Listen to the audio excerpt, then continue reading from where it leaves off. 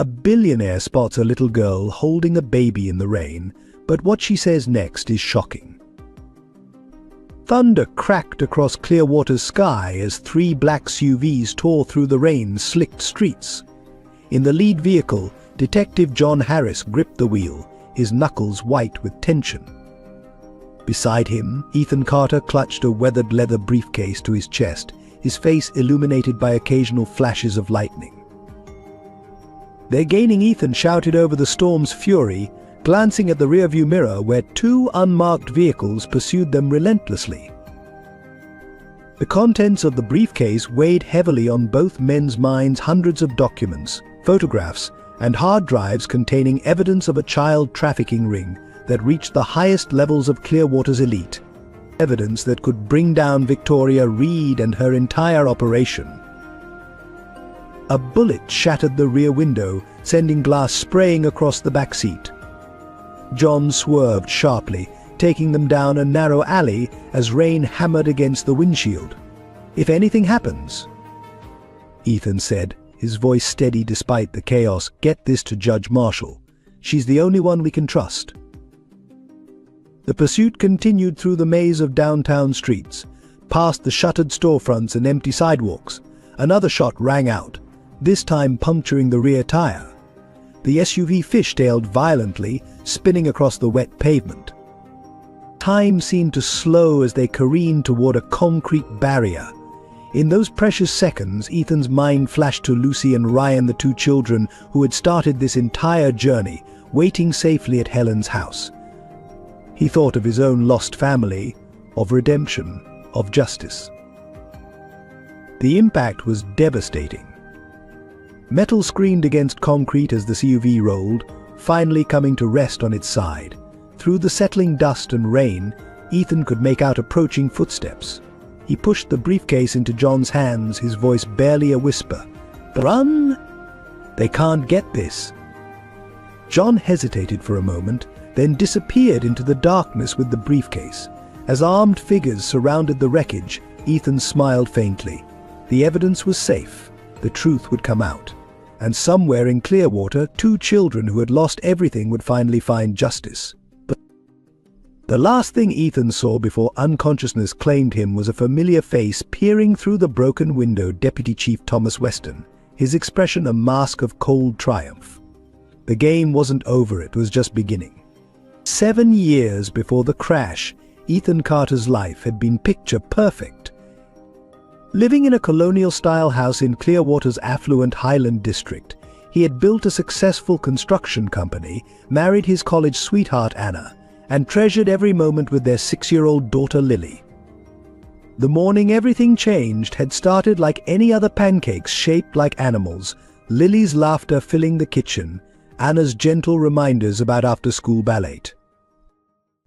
"Daddy, you'll come to my recital tonight, right?" Lily had asked, her green eyes bright with hope as she adjusted her butterfly hair clip, a birthday gift from her mother. Ethan remembered promising he would be there, kissing her forehead before heading to a crucial meeting with investors. That promise would haunt him for years to come. The call came at 2:47 p.m. Anna's voice was trembling, barely audible. "Someone's trying to break in," then glass shattering. Lily's scream and silence. By the time Ethan reached home, their world had imploded.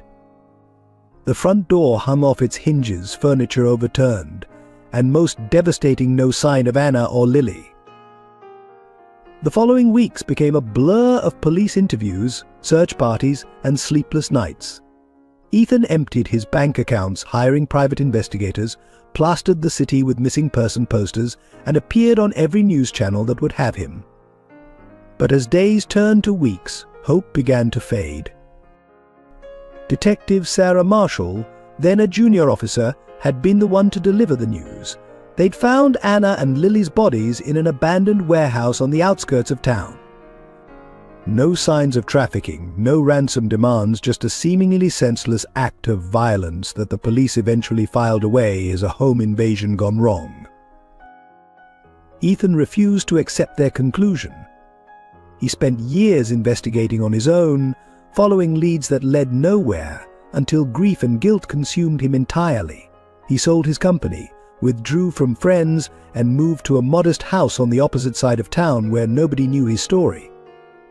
The only photo he kept was a small portrait of Lily at her 5th birthday party, tucked away in his desk drawer, a reminder of everything he had failed to protect. The wealthy businessman who once commanded boardrooms became a shadow, taking odd construction jobs and avoiding human connection. His only regular interaction was with Helen Miller, the owner of a small diner who seemed to understand his need for silence. She never asked about his past, just quietly ensured he ate something other than coffee and toast. The cruel irony wasn't lost on him. A man who once built homes for others had lost his own family within the walls he'd created to keep them safe. The security system he'd installed, the reinforced doors, the emergency protocols, none of it had mattered in the end. The guilt of not being there, of prioritizing a business meeting over his family's safety, ate at him daily. Even in his self-imposed isolation, Ethan couldn't escape the whispers that followed him in Clearwater. Some pitied him, others blamed him, and a few even suspected him the grieving husband's alibi had seemed too convenient to some. But the truth was far simpler and more devastating. He was simply a man who had failed to protect the ones he loved most. This was the weight Ethan Carter carried the night he spotted 2 small figures huddled against a lamppost in the rain, a burden that would unexpectedly set him on a path to uncover truths far darker than he could have imagined, and perhaps finally find a way to make amends for his past. Victoria Reed's ascent to power began 15 years ago when Haven for Kids was still a beacon of hope in Clearwater. The orphanage had been founded by Margaret Holloway, a beloved philanthropist whose genuine love for children shaped the institution's early years. Under Margaret's leadership, Haven was known for its success stories, children finding loving homes, receiving quality education, and healing from past traumas. But beneath the surface, financial troubles were brewing. The economic downturn had hit charitable donations hard, and Margaret's declining health left her searching for a successor. Enter Victoria Reed, polished, articulate, and armed with impressive credentials that would later prove to be falsified. She arrived at Haven as a volunteer, quickly winning Margaret's trust with her seemingly endless dedication to the children. When Margaret passed away unexpectedly, her will named Victoria as Haven's new director. The transition appeared seamless at first. Victoria maintained the orphanage's pristine reputation while making what she called necessary modernizations. Staff who had worked there for decades were gradually replaced by new faces, people who owed their loyalty to Victoria rather than Haven's founding principles.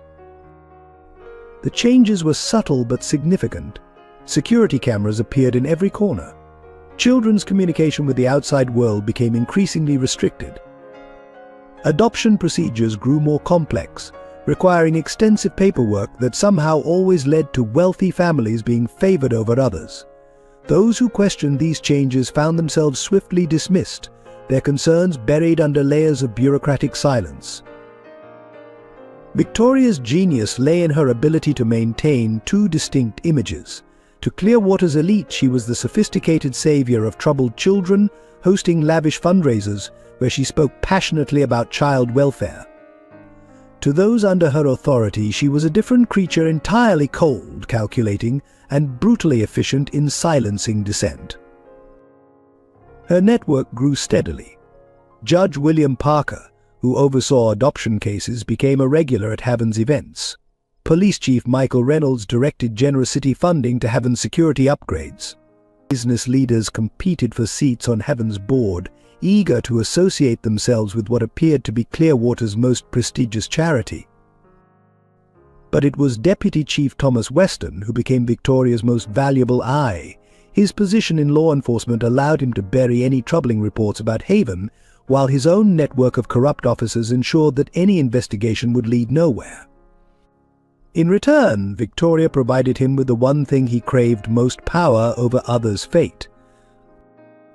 The missing children began as rumors, whispers among the staff about kids who vanished overnight, their records mysteriously lost or altered.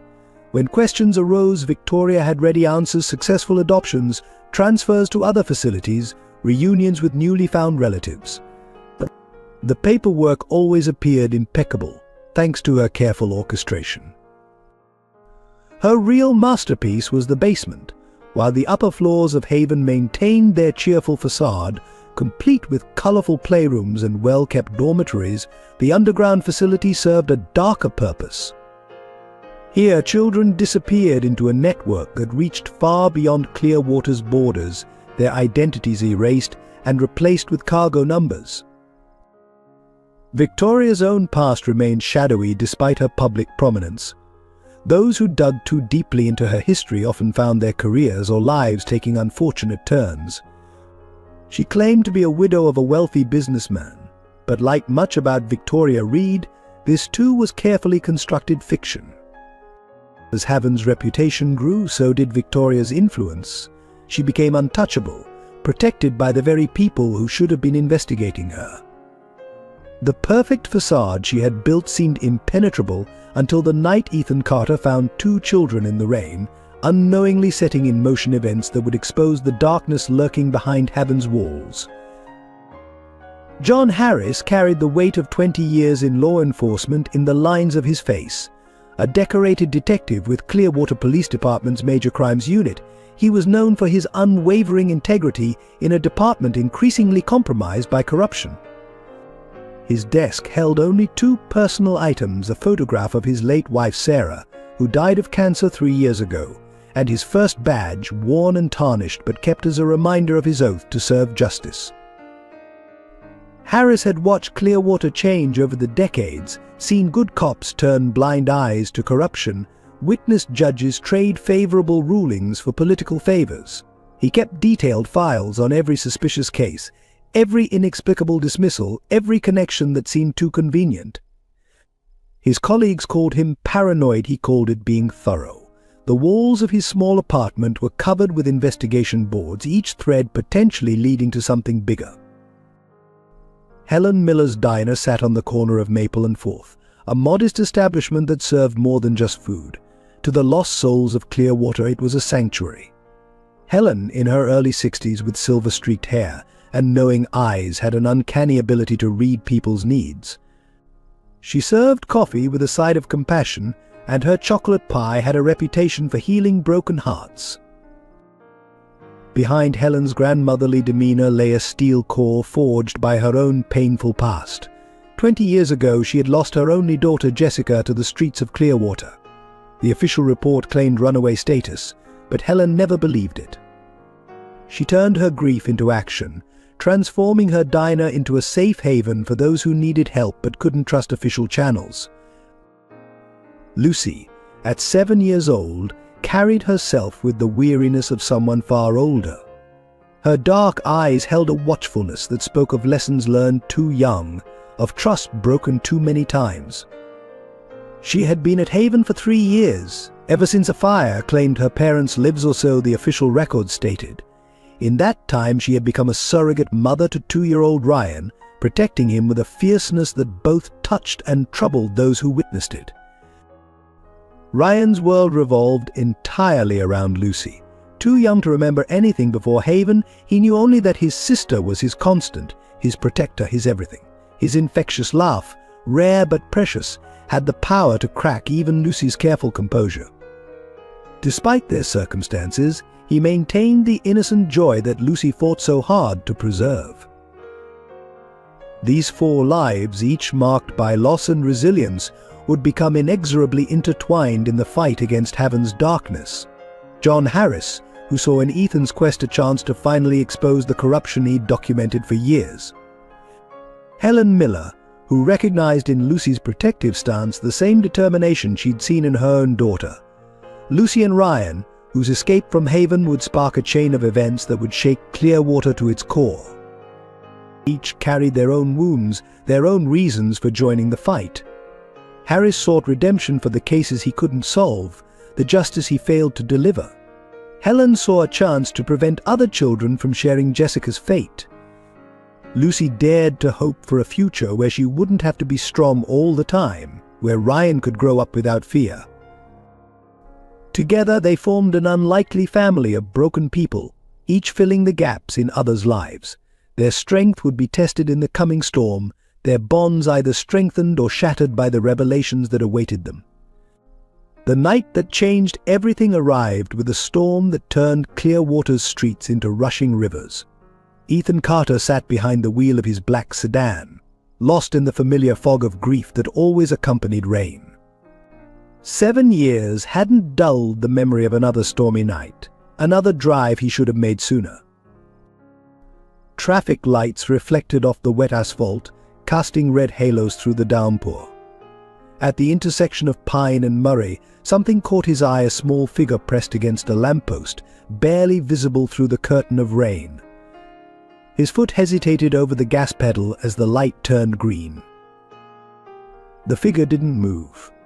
Even through the rain-streaked windshield, he could make out the protective curve of small arms around something. No, someone. A memory flashed. Lily huddled in her closet during thunderstorms, clutching her favorite teddy bear. Before he could second-guess himself, Ethan pulled to the curb. Rain hammered his shoulders as he stepped out, soaking through his coat in seconds. As he approached, the figure resolved into a young girl, no more than 7, her dark hair plastered to her face. In her arms, she cradled a toddler, wrapped in what looked like a thin blanket. Both children were shivering violently. "Hey," Ethan called softly, crouching to their level. "Are you all right?"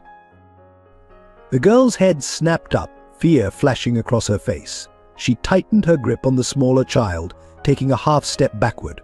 The streetlight illuminated dark circles under her eyes, cheeks hollow with exhaustion. "It's okay," Ethan said, keeping his voice gentle. "I'm not going to hurt you. My name's Ethan. What's yours?" Silence stretched between them, broken only by the storm's fury. Finally, barely audible above the rain, "Lucy." "Lucy," he repeated, offering a small smile. "And who's this?" She hesitated, studying his face with an intensity that reminded him painfully of Anna. "Ryan. He's my brother." Thunder cracked overhead, making Ryan whimper. Lucy immediately began whispering soothing words, rocking him gently. The gesture was so maternal, so practiced, that it made Ethan's heart ache. "Lucy, you're both soaked. Let me help. I can take you somewhere warm, get you some food." He gestured toward his car, its interior light offering a warm beacon against the darkness. No, her voice was stronger now, edged with defiance. "Miss Reed says we shouldn't trust strangers." The name hit Ethan like a physical blow. "Miss Reed? From Haven for Kids?" Lucy's expression shuttered instantly. She took another step back, but her heel caught on the curb. Ethan reached out instinctively to steady her, and in that moment of contact he felt her entire body trembling. "Lucy, please," he said, rain running down his face. "Whatever happened, whatever you're running from, let me help. I promise you'll be safe." Something in his voice must have reached her because she looked up, really looked at him for the first time.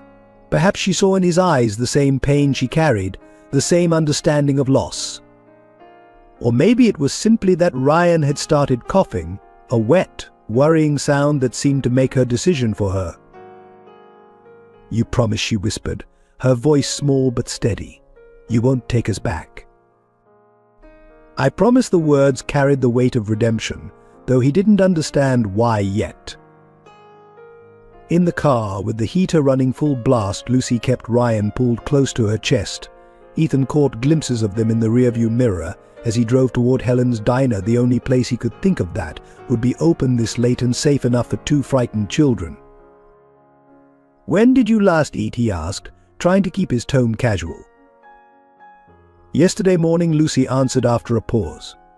Before we left."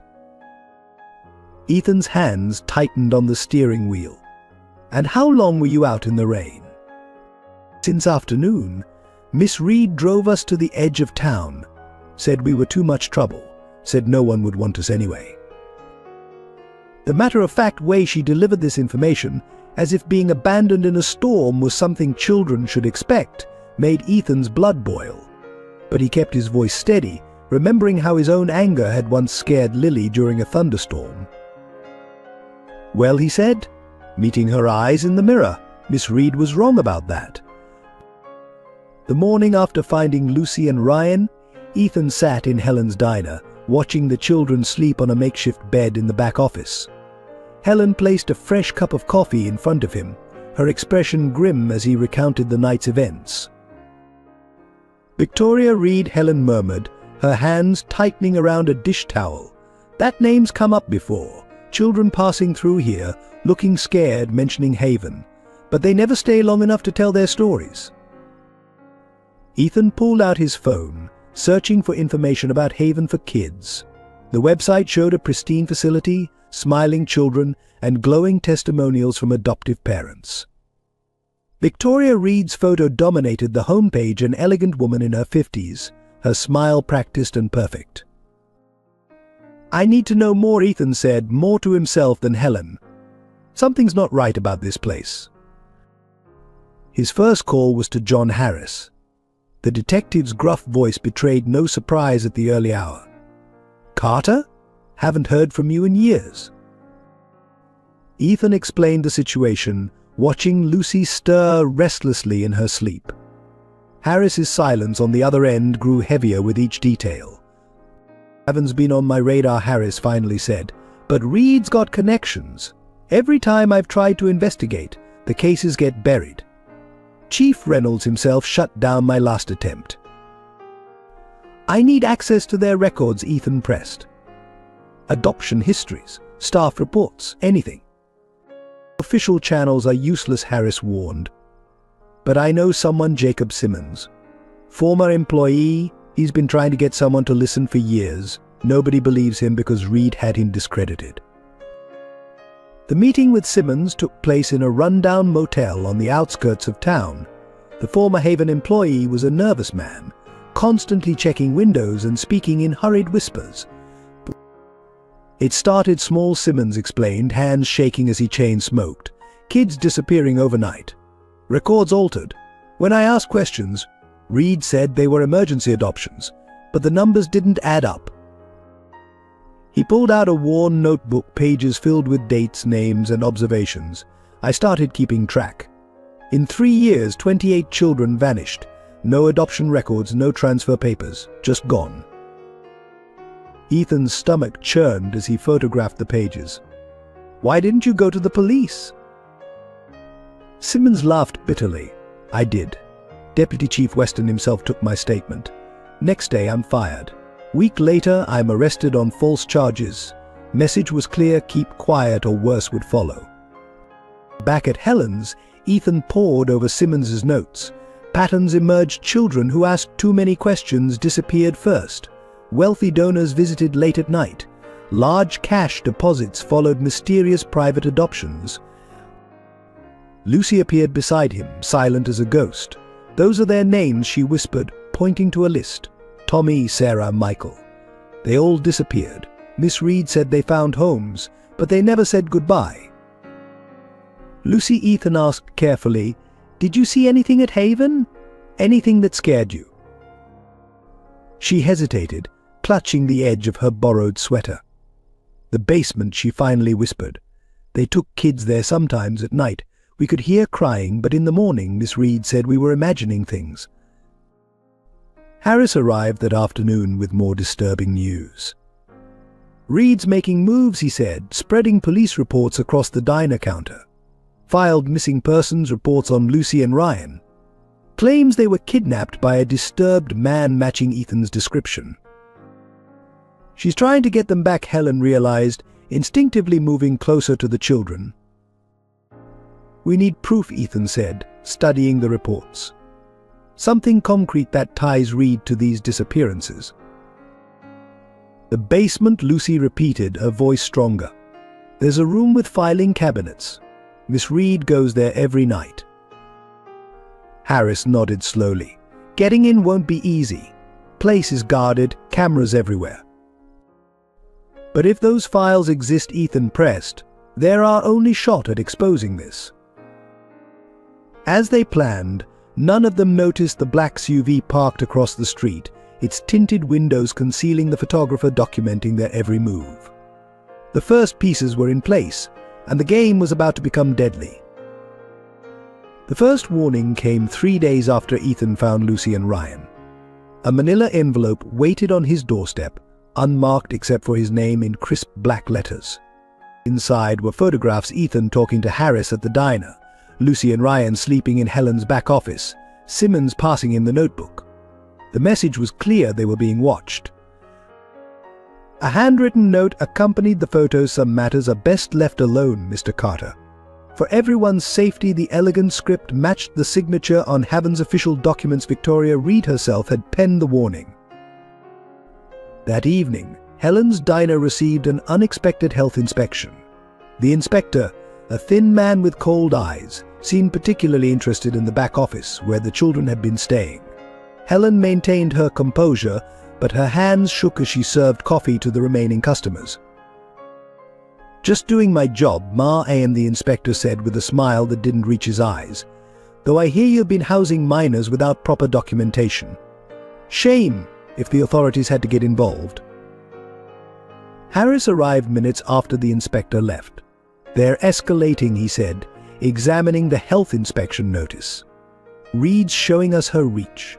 The inspector works for a private firm owned by Judge Parker's brother."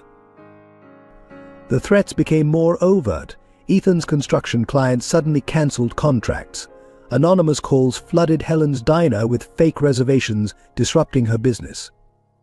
Even Harris found himself assigned to traffic duty, a clear demotion from major crimes. Lucy noticed the tension, her watchful eyes taking in the adults' worried conversations. One night she tugged on Ethan's sleeve. "They won't stop," she whispered. "Miss Reed always finds a way to make people do what she wants." The breaking point came when Ryan developed a high fever. The first 2 pediatricians they called suddenly had no available appointments. The third agreed to see them but called Haven within hours of their visit. Only Helen's connection to a retired doctor saved them from a confrontation with child services. "But you need to understand what you're up against," Simmons warned during a clandestine meeting in a parking garage. "Reed's network isn't just about money, it's about power. These people, they own judges, cops, politicians. They can rewrite reality itself." As if proving his point, the next morning's newspaper carried a front-page story about Haven for Kids. The article praised Reed's dedication to children's welfare, while subtly mentioning concerns about a disturbed former businessman harassing the orphanage. Ethan's name wasn't mentioned, but his photo appeared in a grainy surveillance shot.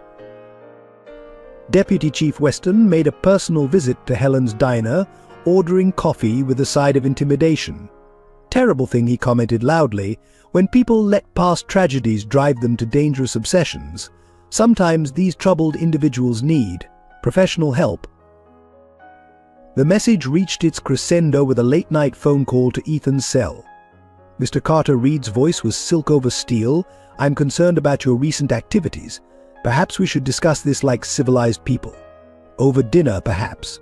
"But why not tell me now?" Ethan pressed, recording the call as Harris had instructed. "About the children you abandoned, the ones who disappeared." "Accusations can be damaging," Reed replied smoothly, "to reputations, careers, lives. Consider carefully which path you choose. Lucy and Ryan deserve stability, don't they? Would be a shame if they had to return to state care." The threat to the children sparked something primal in Ethan. "You'll never touch them again," he growled. Reed's laugh was soft, almost musical. Bold words from a man who couldn't protect his own family. "Sleep well, Mr. Carter. Do give Lucy and Ryan my love." The line went dead, leaving Ethan shaking with rage and fear. Reed's reference to his family wasn't random, she was declaring war. And that night, as rain once again battered Clearwater, Ethan made his decision. He wouldn't back down, wouldn't let another child disappear into Heaven's shadows. Whatever Reed's network threw at them, he would face it. For Lucy, for Ryan, for every child who had vanished without a trace. The game was changing, moving from warnings to open conflict. But this time, Ethan wasn't fighting alone. The breakthrough came from an unexpected source. Harris was reviewing missing persons files spanning the past decade when he noticed something. A case from 3 years ago, the presumed death of Emily and Daniel Richardson's only daughter in a house fire. The timing matched Lucy's arrival at Haven. "Look at this," Harris said, spreading photos across Helen's counter after closing hours. The images showed a smiling family at a charity gala: Daniel Richardson, real estate mogul, his wife Emily, and their 4-year-old daughter Charlotte. Lucy, watching from the corner while cradling a sleeping Ryan, froze when she saw the photos. "The file says Charlotte Richardson died in a fire," Harris continued, watching Lucy's reaction carefully. "But they never found a body, just like they never found records of Lucy's parents' deaths." Ethan studied the photo, then looked at Lucy. The resemblance was striking: the same delicate features, the same watchful dark eyes. "Lucy," he asked gently, "do you remember anything before Haven? About a fire?" Lucy's hands trembled as she clutched Ryan closer. "Sometimes I dream about flames and a woman screaming. Miss Reed said they were just nightmares." Helen touched Lucy's shoulder softly. "Sweetheart, do you remember someone calling you Charlotte?" The color drained from Lucy's face. "I'm not supposed to talk about that name," Miss Reed said. "She said if I ever mentioned it, bad things would happen. To Ryan, to anyone who helped us." The pieces began falling into place. The Richardsons had been investigating corporate corruption when the fire occurred. Daniel Richardson was found dead in his office 2 days later, an apparent suicide. Emily Richardson disappeared, declared mentally unstable after claiming her daughter was alive and her husband murdered. Reed didn't just take children, Ethan realized. She was eliminating threats. The Richardsons were getting too close to something. Harris nodded grimly. Emily Richardson's still alive, living under an assumed name in Seattle. She never stopped searching for Charlotte. "How do we know this isn't another of Reed's traps?" Helen asked, protectively moving closer to Lucy.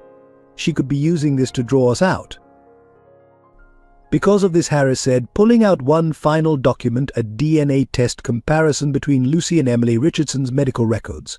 "I called in a favor at the lab. It's a match." Lucy's voice was barely a whisper. "I remember. A locket. With a butterfly. The lady, my mother, she always wore it." Ethan knelt beside her. "Lucy, you don't have to do anything you don't want to. But your mother, she's been looking for you. She never gave up." "What about Ryan?" Lucy's arms tightened around her brother. "He's all I have. I won't leave him." "Ryan stays with you," Ethan promised. "Whatever happens, you two stay together." The decision to contact Emily Richardson wasn't easy. They knew Reed would be watching. But the truth of Lucy's identity changed everything. It gave them leverage, a way to fight back through legal channels. But Emily Richardson's voice shook when Harris called her. "Charlotte. My Charlotte's alive." The raw hope in her words brought tears to Helen's eyes. But even this revelation came with new dangers. Within hours of Harris making the call, Reed's counterattack began. Child Services suddenly appeared, questioning Lucy and Ryan's living situation. Anonymous tips suggested Ethan was unstable, dangerous. "She's desperate," Harris observed. "Richardson's name carries weight. If this gets out, her whole operation could unravel." Lucy sat quietly through it all, her small face set in determination. That night she tugged Ethan aside. "I remember more now," she whispered. "About the fire. It wasn't an accident. There were men in suits. They took me while my house burned." The admission chilled Ethan to his core. Lucy wasn't just a discarded child, she was living proof of Reed's crimes. And now that she was remembering, she was more dangerous to Reed than ever. "We'll protect you," Ethan promised. "Both of you." But as he watched Lucy finally drift off to sleep, Ryan curled against her side, Ethan couldn't shake the feeling that the real battle was just beginning. Somewhere in Seattle, Emily Richardson was booking a flight to Clearwater. And in her elegant office, Victoria Reed was undoubtedly planning her next move. The truth about Lucy's identity had lit a fuse. The only question was who would survive the explosion.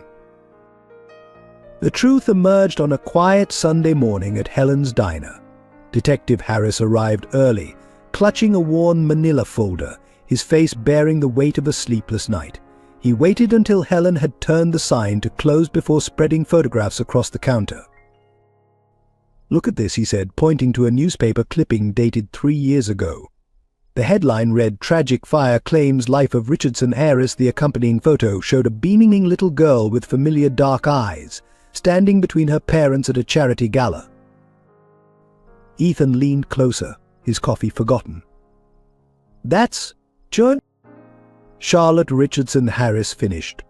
Only daughter of Daniel and Emily Richardson. Supposedly died in a house fire, but they never found a body." But Lucy, who had been quietly coloring in the corner with Ryan, looked up sharply at the name. Her crayon stopped mid-stroke, her small body going completely still. The Richardsons were prominent figures in Clearwater. Harris continued. Daniel was investigating corporate fraud when the fire happened. 2 days later, he was found dead in his office, apparent suicide. Emily Richardson had a breakdown, claiming her daughter was alive and her husband was murdered.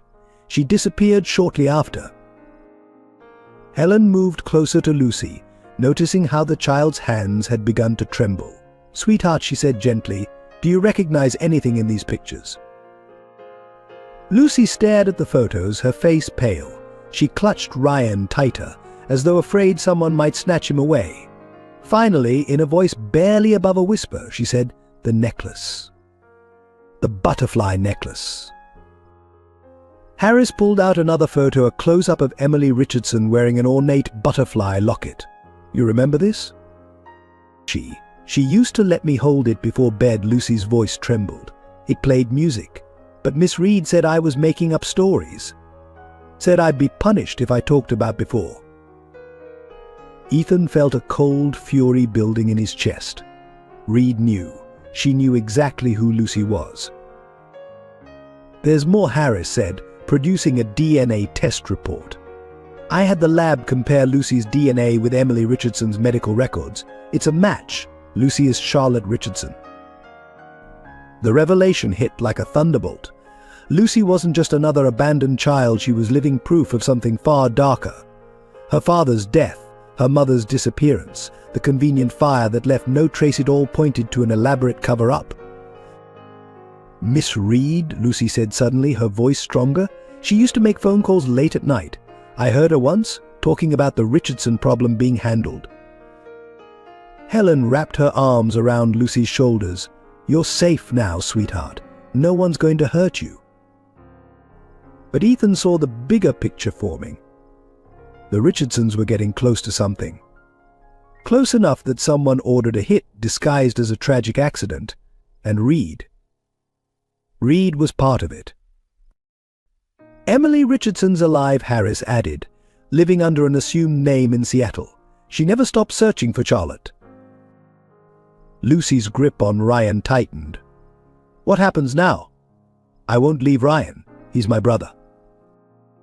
"No one's separating you," Ethan promised, though he knew the battle ahead would be complex. Emily Richardson had legal rights to her daughter, but Ryan's situation was less clear. That evening, as Lucy and Ryan slept upstairs in Helen's apartment, the adults grappled with their next move. Contacting Emily Richardson would expose Lucy's survival, potentially putting her in danger again. But keeping the truth hidden felt like perpetuating Reed's crimes. "We do this carefully," Harris decided.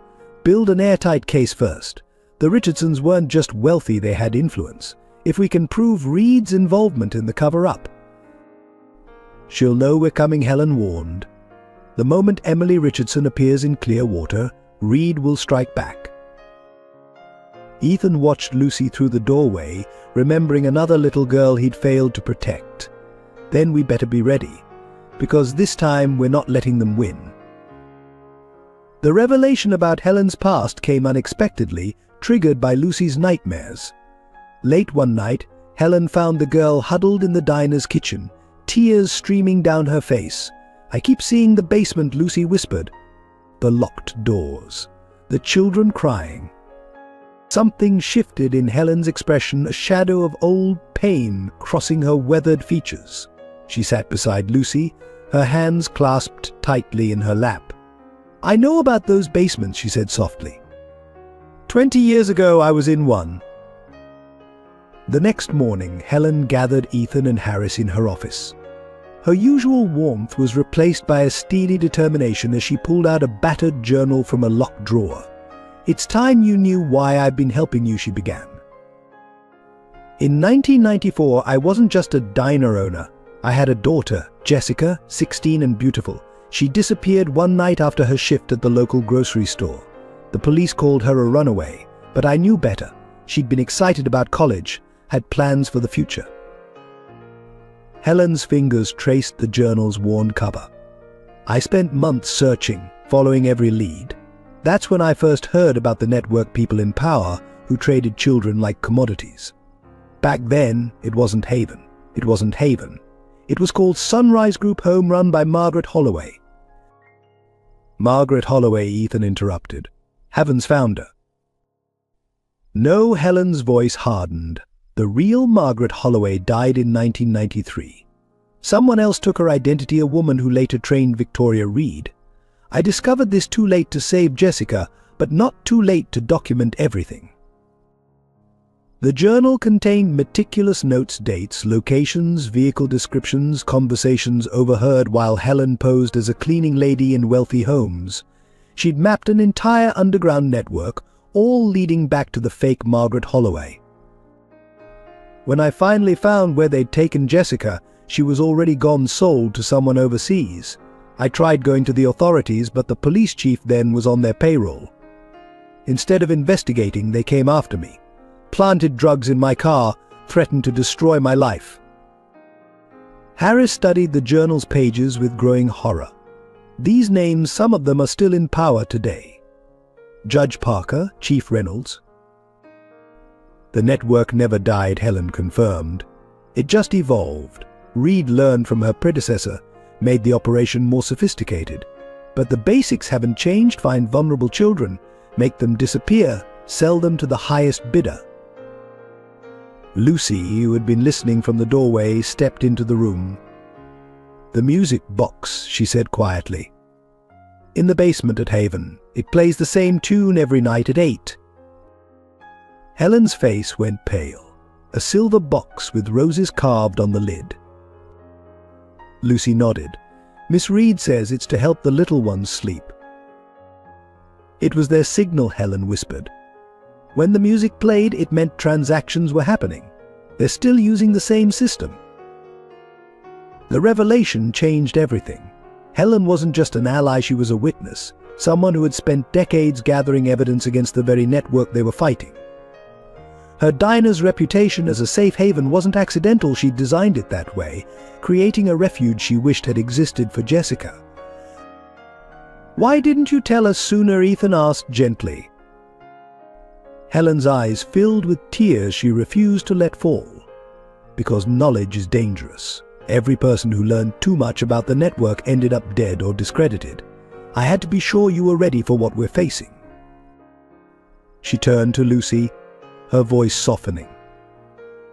"When I saw you that first night protecting Ryan, I saw Jessica. She used to look after the younger kids in our neighborhood the same way. I couldn't save her, but maybe, together, we can save you both." Harris began photographing the journal's pages. "This is the missing link we needed.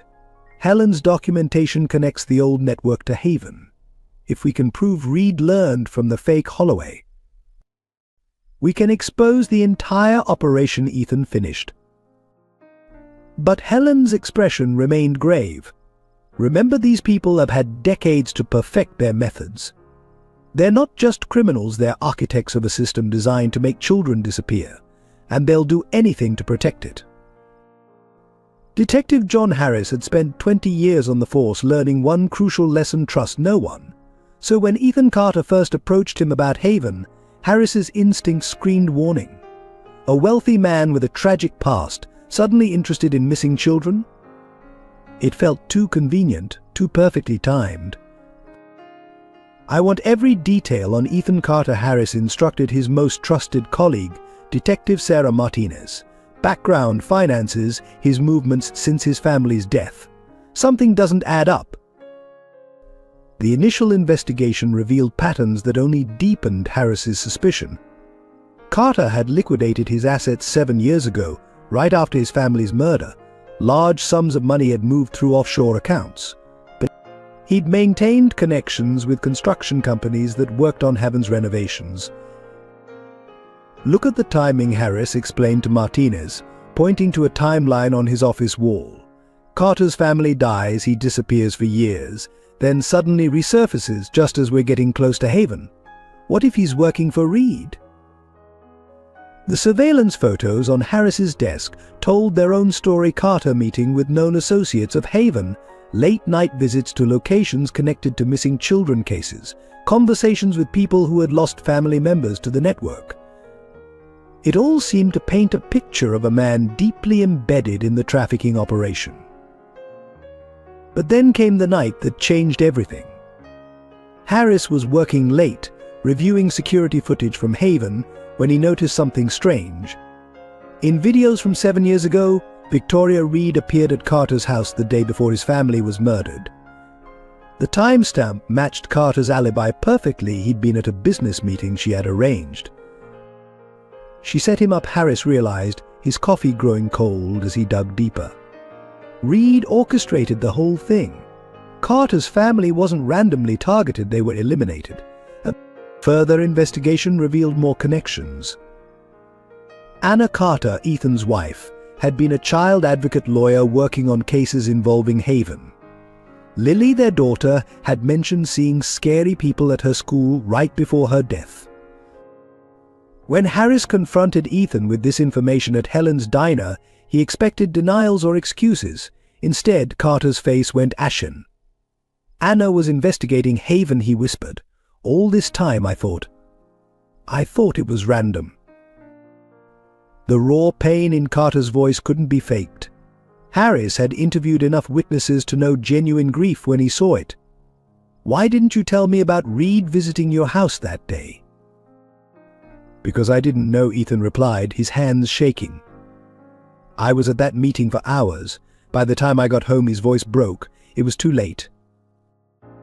Harris pulled out the surveillance photos he'd collected on Carter. "I thought you were part of it. The money transfers, the meetings, it all seemed to point to you being involved with Reed's operation." A bitter laugh escaped Ethan. "Those meetings? I was tracking down parents of missing children. The money? Legal funds for families trying to fight Haven in court. I couldn't save my family, but maybe I could help others." The realization hit Harris like a physical blow. He'd been investigating the wrong person while Reed continued her operation unimpeded.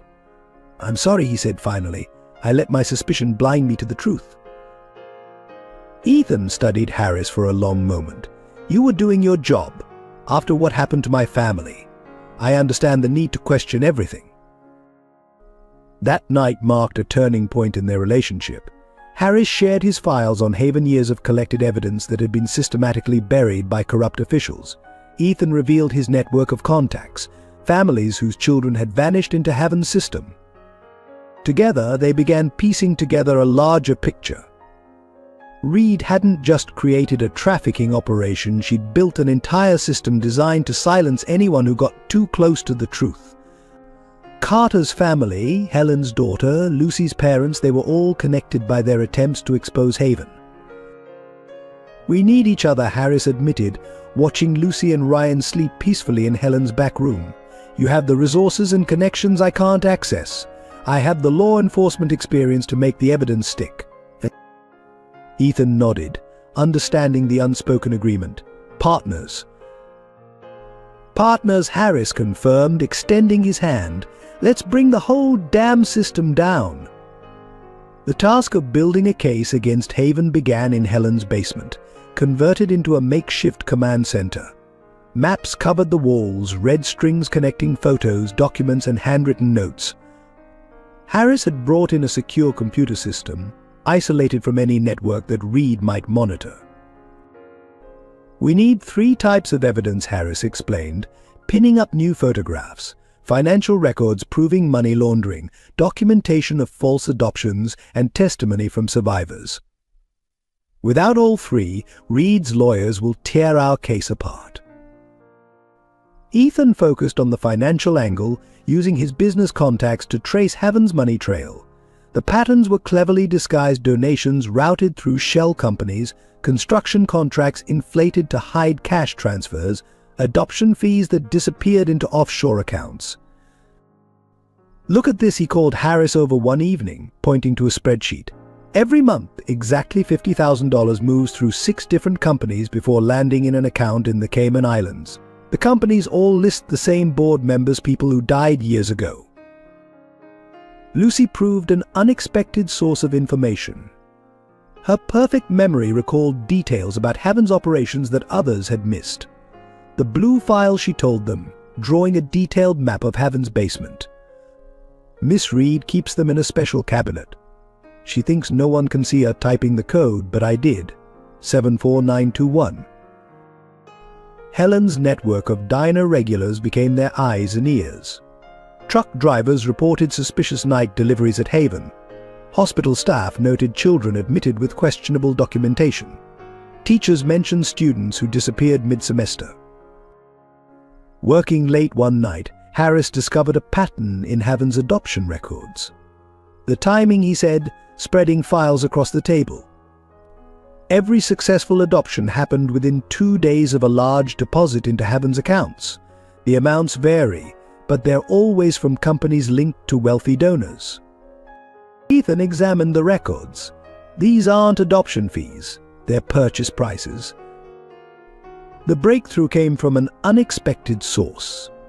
A janitor at Haven, motivated by the recent disappearance of his nephew, smuggled out a USB drive containing backup files. The data was encrypted, but Harris knew someone who could help. "My God," the tech specialist whispered, after breaking the encryption. "It's all here. Financial records, fake documentation, even videos of transactions. They documented everything." The evidence painted a horrifying picture. Haven wasn't just trafficking children, it was part of a sophisticated operation that included money laundering, document forgery, and systematic intimidation of witnesses.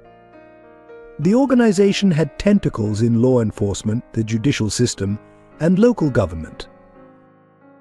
"We need more," Harris insisted. "Physical evidence that can't be explained away, something that ties Reed directly to the crimes."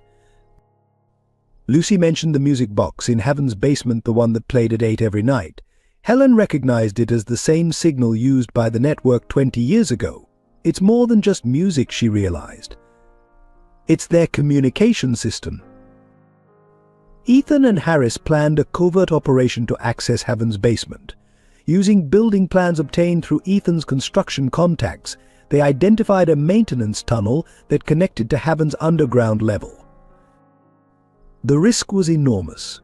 If caught, they'd lose everything: the evidence, their credibility, possibly their lives. But the alternative was letting more children disappear into Haven's shadows. One rainy night, while Reed attended a charity gala, they made their move. The tunnel was narrow and damp, decades of neglect evident in its crumbling walls. They moved silently, guided by Lucy's detailed map. In the basement's filing room, they found what they were looking for: the blue files Lucy had mentioned. The cabinet's lock yielded to her memorized code. Inside were detailed records of every transaction, every child sold, every official bribed. Most damning was Reed's personal ledger, documenting her correspondence with the fake Margaret Holloway. The evidence linked Haven directly to the trafficking network Helen had investigated 20 years ago. But as they photographed the documents, a sound froze them in place, the music box beginning its nightly melody. Footsteps approached the basement door. They barely escaped, clutching their evidence, as Reed's security team investigated the disturbance, but they had what they needed: proof that couldn't be denied or explained away. This is it, Harris said, reviewing the photographs in Helen's basement. Enough to bring down not just Reed, but the entire network. Ethan nodded, watching Lucy sleep peacefully upstairs with Ryan. Then let's end this. For every child they've taken, for every family they've destroyed. The evidence was organized, backed up, and distributed to trusted contacts. If anything happened to them, the truth would still come out. They were ready to move against Haven. But Reed had one final card to play, one that would test their resolve to its limits. While the investigation into Haven intensified, something equally important was happening in the quiet moments between discoveries.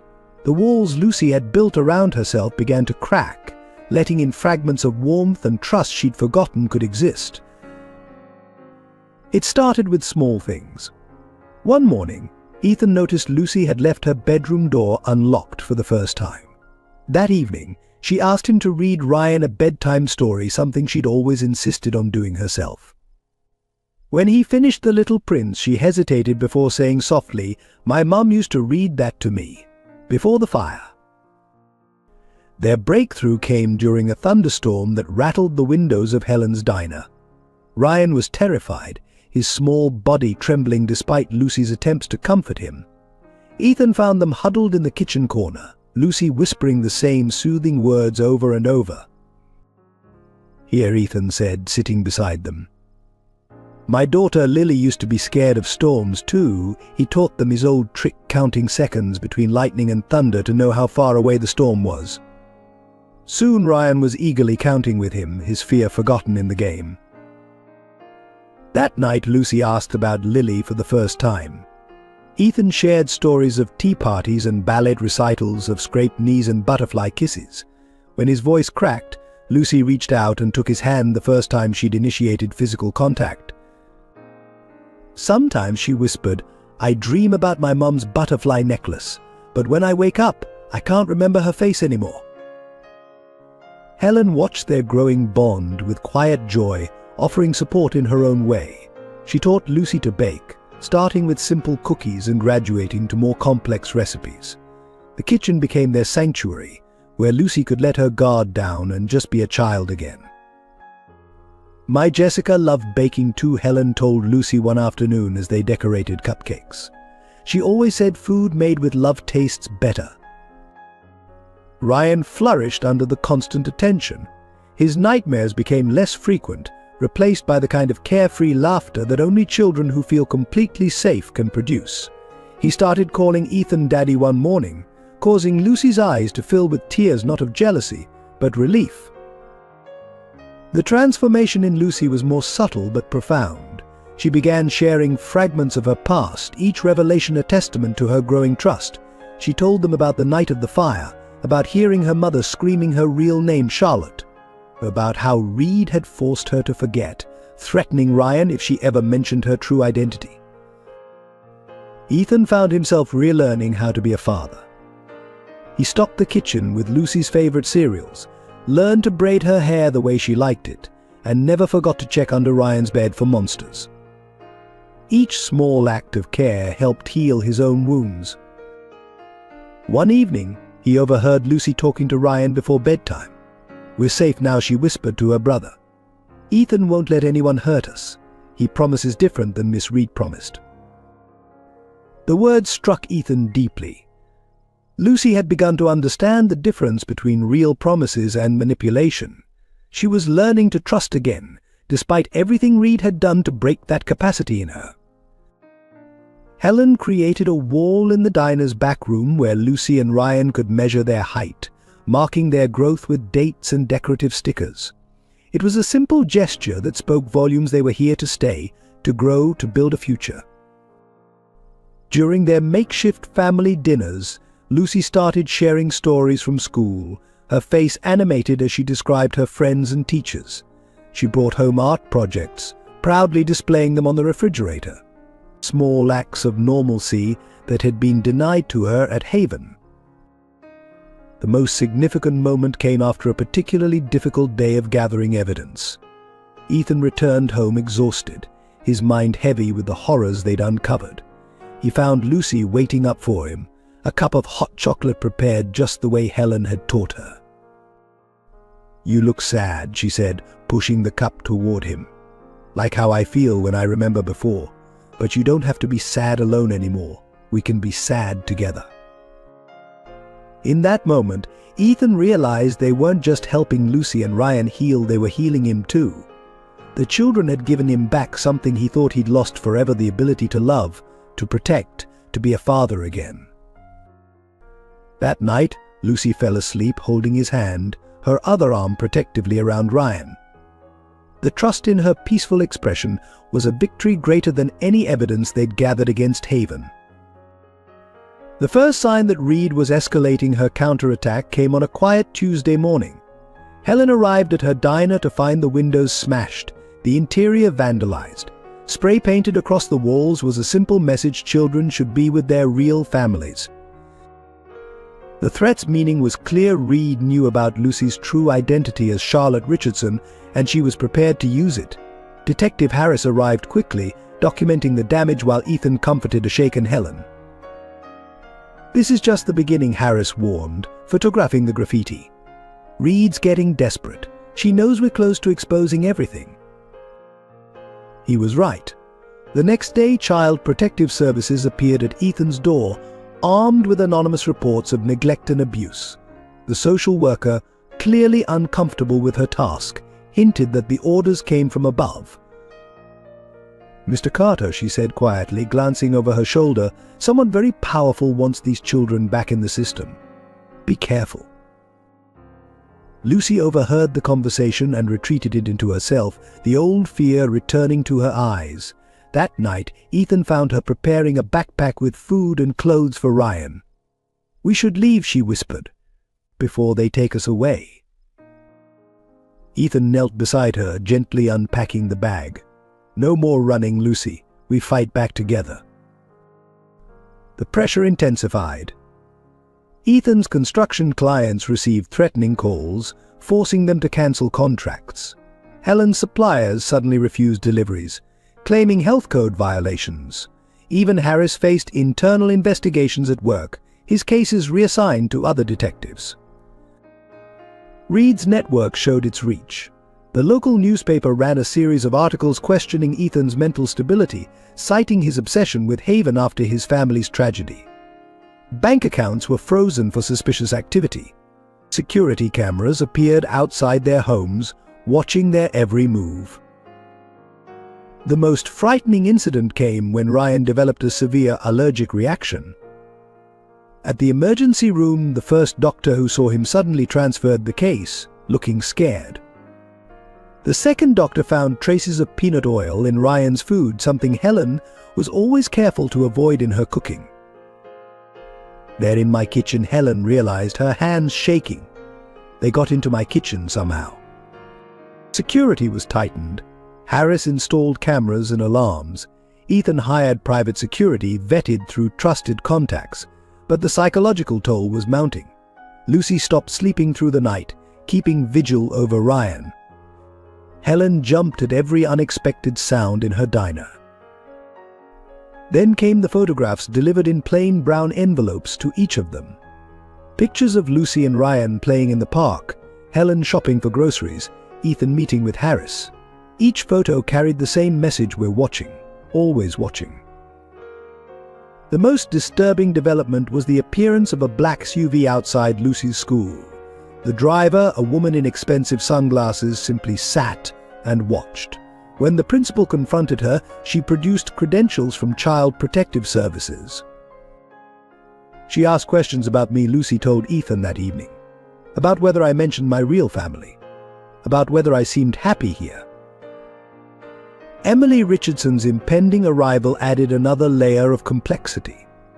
Reed's people had already approached her, offering evidence that Ethan had kidnapped Charlotte. The custody battle would be vicious, played out in courts Reed partially controlled. Harris brought more troubling news. "They're moving children out of Haven," he reported. clearing the evidence before we can act. And some of our witnesses are disappearing, taking sudden vacations or accepting jobs overseas. The pressure was designed to break them, to force a mistake.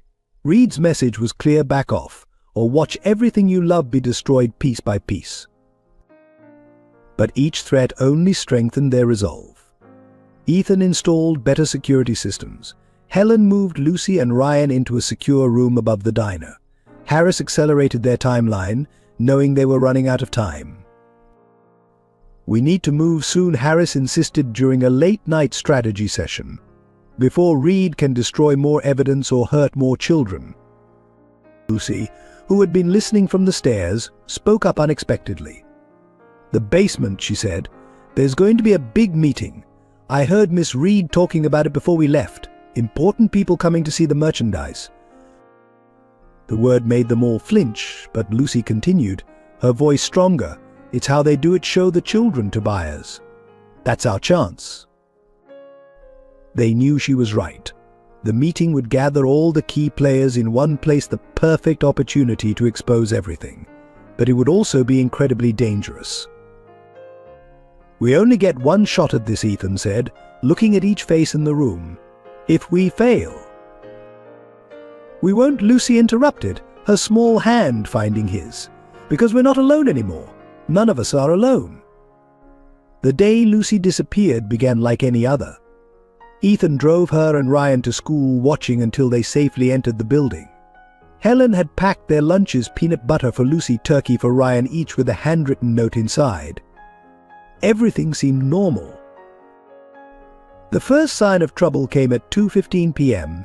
when Lucy didn't meet Ryan at their usual spot by the playground. Ryan stood alone, clutching his dinosaur backpack, until a teacher brought him to the office. The school called Ethan immediately. "She was here all morning," Lucy's teacher explained, visibly distressed. "But after lunch break, her seat was empty. We thought she might have gone to the nurse's office, but..." Ethan's heart stopped when he saw Lucy's backpack still hanging on her classroom hook. Her half-eaten lunch sat on her desk, Helen's note unfolded beside it. No signs of struggle, no indication of force. She had simply vanished. The school's security cameras told a chilling story. During lunch break, a woman in a business suit, the same one who had been watching the school, approached Lucy with an envelope. On camera, Lucy's face went pale as she read its contents. She followed the woman willingly, looking back only once at Ryan playing on the swings. She knew, Harris said, reviewing the footage. Reed knew exactly how to make Lucy cooperate. Threaten Ryan, and Lucy would do anything. The envelope was found in a trash can near the school. Inside was a photo of Ryan at the playground, taken that morning with a simple message: "Come quietly, or he's next." Within hours, a video arrived on Ethan's phone. Lucy sat in the sterile white room, looking small and afraid, but physically unharmed. Victoria Reed's voice came from off-camera, smooth as silk. "Mr. Carter, let's discuss terms. You have something I want, evidence that could be damaging to certain reputations. I have something you want, a little girl who should be with her real mother anyway. A simple exchange." Lucy's eyes met the camera. Despite her fear, she managed to blink rapidly. Morse code, something Ethan had taught her for emergencies. Basement. Tonight. Meeting. "You have until midnight," Reed continued. "Bring everything, all copies, all backups. Otherwise Charlotte Richardson will finally reunite with her mother in Seattle." The implications were clear. Once Lucy was out of the state, they'd never find her again. Helen took Ryan to a safe house protected by trusted officers from Harris's team. The boy was inconsolable, understanding only that his sister was gone. "Lucy always comes back," he kept saying. "She promised." Ethan and Harris gathered their team in Helen's diner. The evidence they'd collected was spread across tables: financial records, witness statements, photographs of Haven's secret operations. Everything needed to bring down Reed's network. "She'll kill Lucy even if we give her the evidence," Harris said quietly. "She can't risk leaving witnesses." "Then we don't play by her rules," Ethan replied, studying the building plans of Haven. "Lucy's telling us the trafficking meeting is still happening tonight. That's our real opportunity." The plan came together quickly.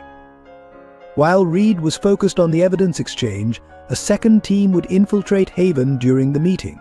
They had something Reed didn't expect: the complete blueprint of Haven's security system, provided by the same janitor who'd helped them before. "She'll have Lucy in the basement," Helen said, pointing to the building plans. "It's where they always keep the children before transport. The music box plays at 8. That's when they show the merchandise to buyers." Ethan's hands clenched at the word. The thought of Lucy being displayed like property made his blood boil. But they had to stay focused, stay calm. One wrong move, and they'd lose everything. As darkness fell, they set their plan in motion. Ethan prepared a fake set of evidence for the exchange, while Harris positioned his trusted officers around Haven. The real evidence was already safe, distributed to multiple federal agencies set to move on their signal. In the surveillance van, they watched Lucy through thermal imaging. She was being kept in a small room off the main basement area. Guards patrolled regularly, but there was a 3-minute gap in their rotation, a small window of opportunity. Lucy's smart Helen reassured Ethan, seeing his anguish. "She survived Reed before. She'll hold on until we get to her." The clock ticked toward 8. Somewhere in Haven's basement, a silver music box prepared to play its nightly melody, a sound that had haunted children's nightmares for decades. But tonight its tune would signal something different. Tonight it would mark the beginning of the end for Victoria Reed and her entire network. At precisely 7:45 p.m., Harris's team took their positions around Haven. The night sky was overcast, providing natural cover as they moved into place. Through thermal imaging, they could see multiple heat signatures in the basement, more than expected. The trafficking meeting was drawing a bigger crowd than usual. 15 minutes, until the music box Harris whispered into his radio. Confirmed visual on at least 12 adults, and he paused, swallowing hard. 7 children in the basement level.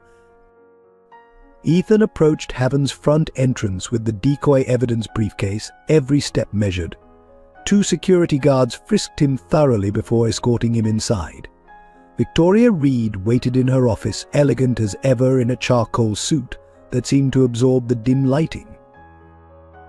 "Mr. Carter," she smiled, though it didn't reach her eyes. "Right on time. I trust you brought everything." "Where's Lucy?" Ethan demanded, his voice steady despite the rage building inside him. "Charlotte is safe," Reed corrected smoothly. "She'll remain that way if you cooperate. The briefcase, please." As Reed's attention focused on the fake evidence, the real operation began. Harris's team accessed the maintenance tunnel, moving silently through the underground passage Lucy had helped them map. The thermal imaging showed the guards' positions, allowing them to avoid detection. At 7:55, the first group of buyers arrived for the meeting. Wealthy men and women in expensive clothes, being led to the basement by Reed's security team. Each one would be documented, their faces captured by hidden cameras Harris had planted days before. The music box began its haunting melody at exactly 8 o'clock.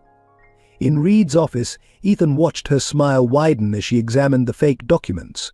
Below them, the basement doors opened, revealing the true horror of Haven's operation.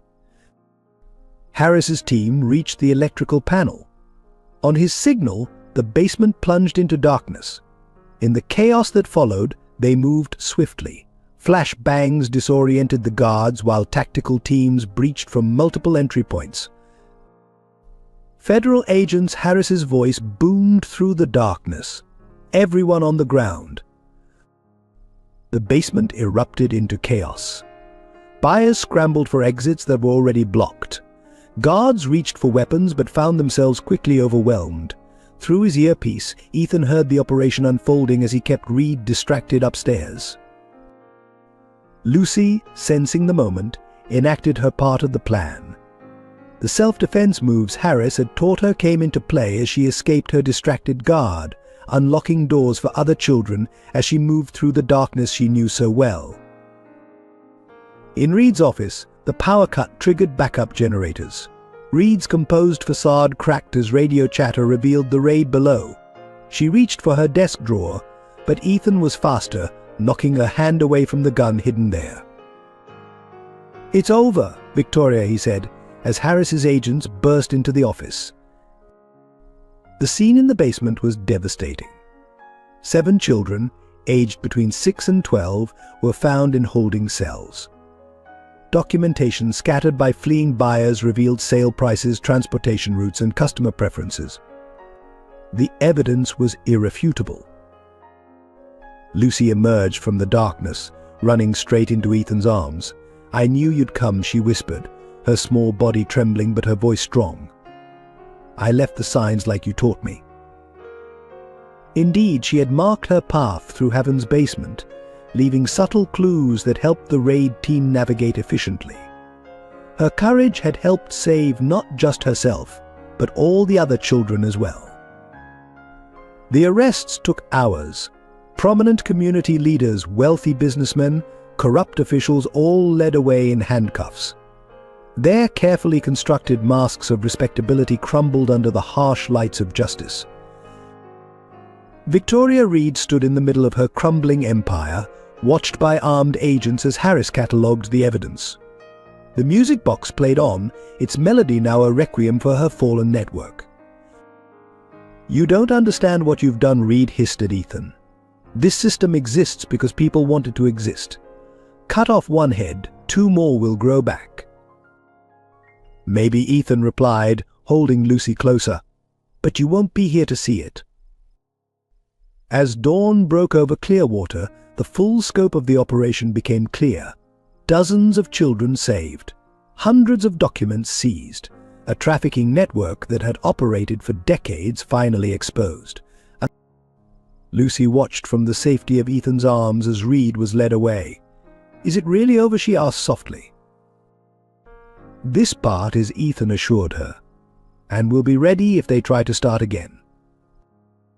The raid on Haven marked the beginning of a larger investigation that would reach far beyond Clearwater.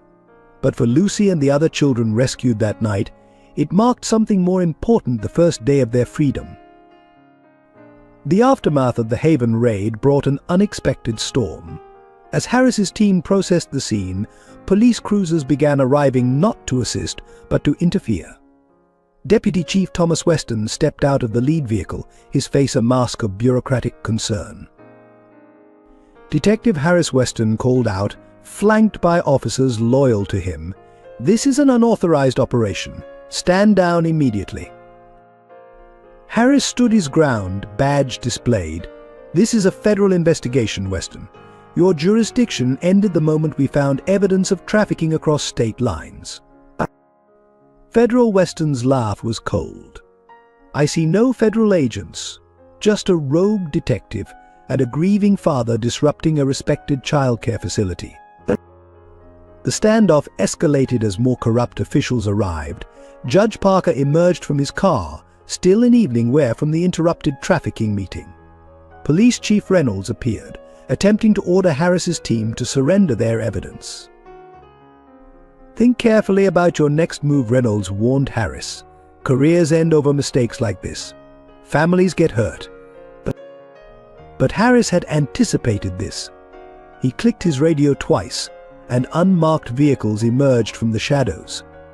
FBI agents in tactical gear surrounded the scene, their presence changing the dynamic instantly. Chief Reynolds, a federal agent, stepped forward. "Your department's involvement with Haven has been documented. Please surrender your weapon and badge." The color drained from Reynolds' face as he realized the trap. The FBI had been building their own case against Clearwater's corrupt officials for months, using Harris's evidence as a foundation. Weston tried to flee but found his path blocked. His loyal officers, seeing federal agents moving in, began stepping away from him. Self-preservation outweighed loyalty to a sinking ship. "You don't understand," Weston snarled at Harris. "This system keeps order. These children, they're better off with people who can provide for them properly. Better off, Ethan stepped forward, Lucy secure with Helen inside the FBI perimeter. Like my family was better off dead. Like Helen's daughter was better off vanishing. Judge Parker attempted to assert his authority one last time. I'll have this evidence suppressed. No court in my jurisdiction will. Your jurisdiction is over, the FBI agent interrupted. Along with your career, we have footage of you selecting children in that basement 10 minutes ago. The evidence was overwhelming. Financial records seized from Haven implicated dozens of officials. Surveillance footage showed judges, police officers, and politicians actively participating in the trafficking operation. Lucy's testimony would prove crucial. She identified officials who had visited Haven, recounted conversations she'd overheard, and described the systematic abuse of power she'd witnessed. Her clear, unwavering voice carried more weight than all the bureaucratic denials. The arrest sent shockwaves through Clearwater's power structure. Officers turned on their superiors, offering evidence in exchange for leniency. Judges who had suppressed investigations suddenly found their rulings under scrutiny. Weston, cornered and desperate, made a final play. "Carter," he called out. "Your wife and daughter, it wasn't personal, just business. Reed needed to silence Anna's investigation. If you just stayed blind like everyone else." The confession, captured on multiple recordings, was the final nail in the coffin. Ethan's family hadn't died in a random home invasion. They'd been silenced by the very system meant to protect them. As federal agents led away the corrupt officials, Harris approached Ethan. "We knew they'd come," he said quietly. "Knew they'd try to shut us down. That's why we needed the FBI involved." "How long?" Ethan asked. "How long have you been building this bigger case?" "Since the night you found Lucy," Harris admitted. "I knew taking down Haven wasn't enough. We had to cut out all the rot, or it would just grow back." The cleanup took hours. Evidence was catalogued, suspects processed, children safely transported to genuine care facilities. Through it all, Lucy watched from Helen's diner across the street, her face pressed against the window. "Will they come back?" she asked when Ethan finally returned. "Will other bad people try to take their place?" Ethan knelt beside her, choosing his words carefully. "Some might try, but now we know how to fight them. And we're not alone anymore." As dawn broke over Clearwater, the true scope of their victory became clear. Haven was just one head of the Hydra, but its fall had exposed the entire corrupt system. The power structure that had protected child traffickers for decades was crumbling. Helen served coffee to the FBI agents, her eyes bright with unshed tears. After 20 years, her daughter's disappearance would finally be investigated properly.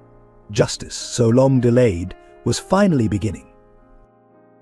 The corrupt officials' arrests made national news. Clearwater's dark secret was exposed, prompting investigations in other cities, other orphanages. The system that had seemed invincible was revealed to be vulnerable after all. Lucy watched the sunrise with Ethan, her small hand in his.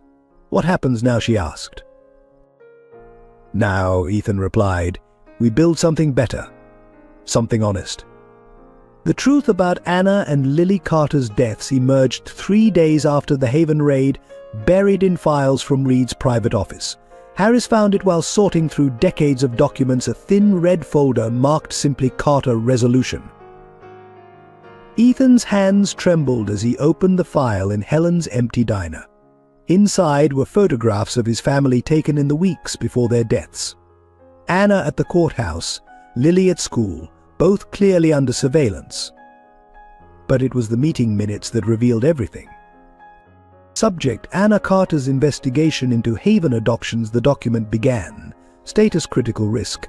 Action required. The words blurred as Ethan read about his wife's discovery of irregularities in Haven's records, her quiet gathering of evidence against Reed's operation.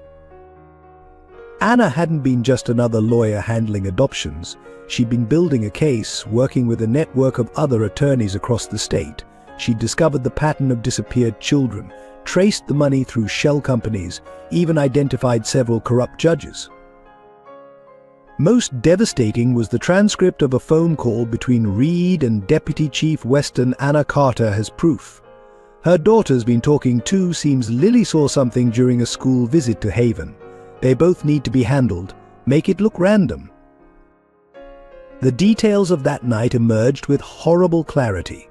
The hired killers hadn't just randomly chosen their house. They'd been watching, waiting for Ethan to leave for his business meeting. A meeting Reed had deliberately scheduled to ensure his absence.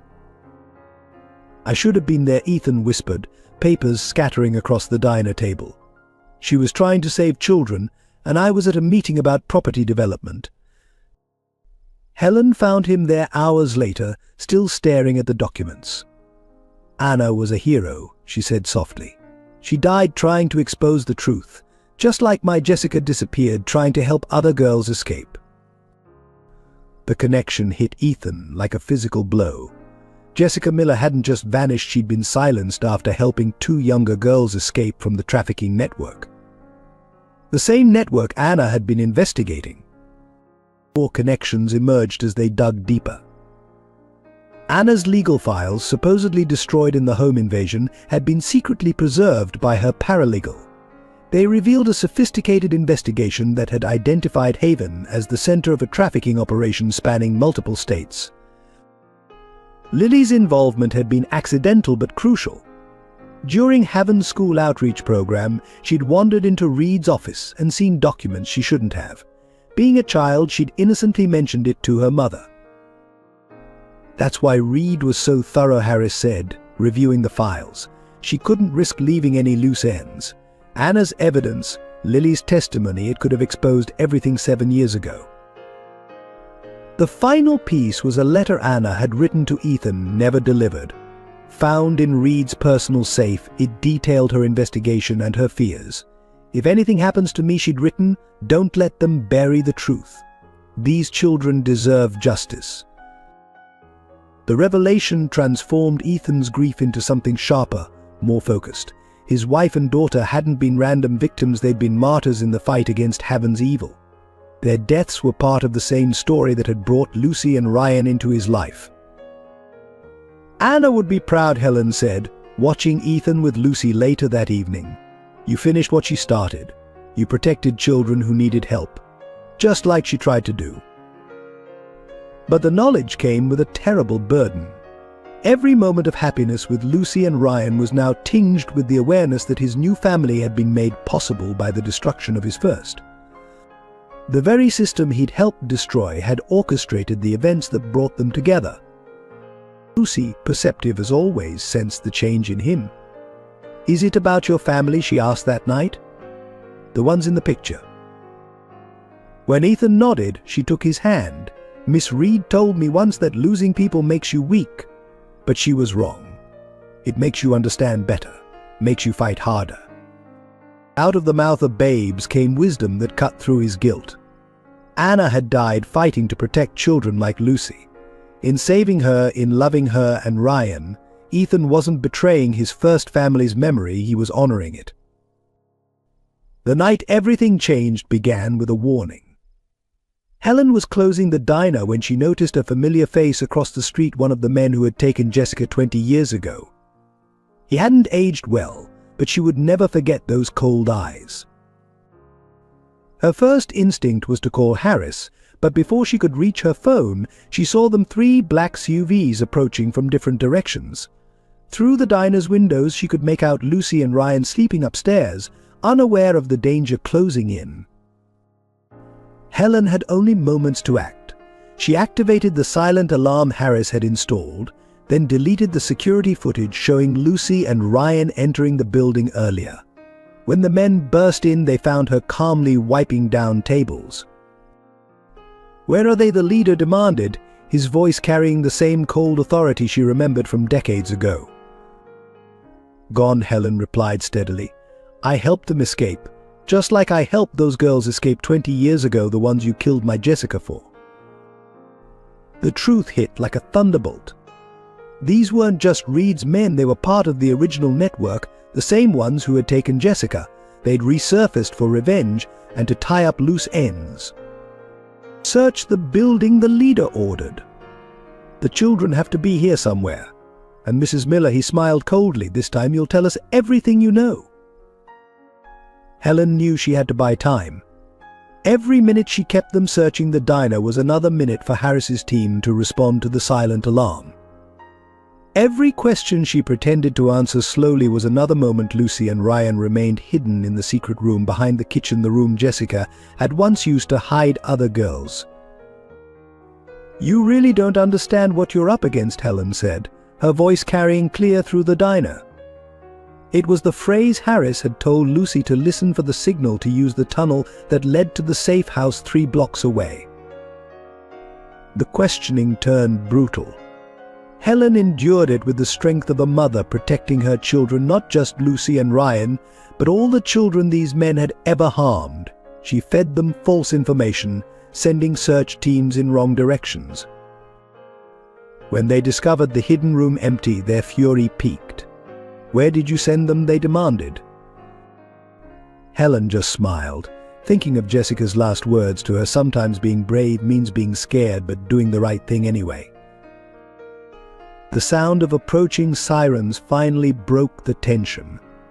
The men realized they'd been delayed too long. In their frustration, they decided to send a message. The leader raised his gun. Harris's team arrived to find the diner in flames, Helen inside. They managed to get her out, but the damage was severe. In the hospital, drifting in and out of consciousness, she insisted on seeing Lucy and Ryan first. "My brave girl," she whispered when Lucy rushed to her bedside. "Just like Jessica, you both knew how to protect others." "Don't leave," Lucy pleaded, holding Helen's hand. "We need you. Who's going to teach me to make chocolate pie?" Helen smiled weakly. "The recipe. It's in the blue notebook, behind the cookie jar. But the secret ingredient is love. Always love." Ryan climbed onto the bed, his small face confused by all the machines. "Get better, Grandma Helen," he said, using the title she'd treasured hearing. "I did what Jessica would have wanted," Helen told Ethan later, her voice growing weaker. "I protected them, like I couldn't protect her." The doctors worked through the night, but the damage was too extensive. Helen Miller, who had spent decades creating a safe haven for lost children, had made her final sacrifice protecting 2 more. Her last words were for Lucy: "Remember, sweetheart, sometimes the bravest thing is to keep loving, even when it hurts." Lucy wore Helen's apron at the funeral, standing straight and tall, despite her tears. The diner's blue notebook clutched in her hands, a promise to carry on Helen's legacy of creating sanctuary for those who needed it most. In the weeks following Helen's death, the case against Heaven's Network began to unravel. Key witnesses disappeared or recanted their testimonies. Evidence stored in the police lockup was mysteriously destroyed in a plumbing accident. The corruption ran deeper than anyone had imagined. Victoria Reed sat in her jail cell, her confident smile suggesting she knew something they didn't. When Harris arrived to question her, she merely said, "Did you really think it would be that easy? Systems protect themselves, detective." The first major blow came when Judge Marshall, their only ally in the judiciary, was found dead in her home. The official ruling was natural causes, but the timing was too convenient. She had been scheduled to sign crucial warrants the next day. "We're losing control," Harris admitted during a late-night meeting with Ethan. "Someone higher up is pulling strings we can't even see. The FBI investigation is being shut down, classified as internally resolved." The media narrative shifted subtly but significantly.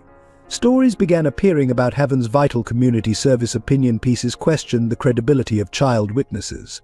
Ethan's mental stability was publicly doubted, his grief portrayed as obsession. Lucy watched the news with growing fear. "They're making it all disappear," she whispered to Ethan. "Just like the other children at Haven. Like they never existed."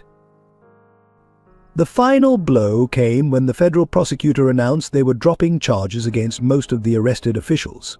Insufficient evidence was the official explanation.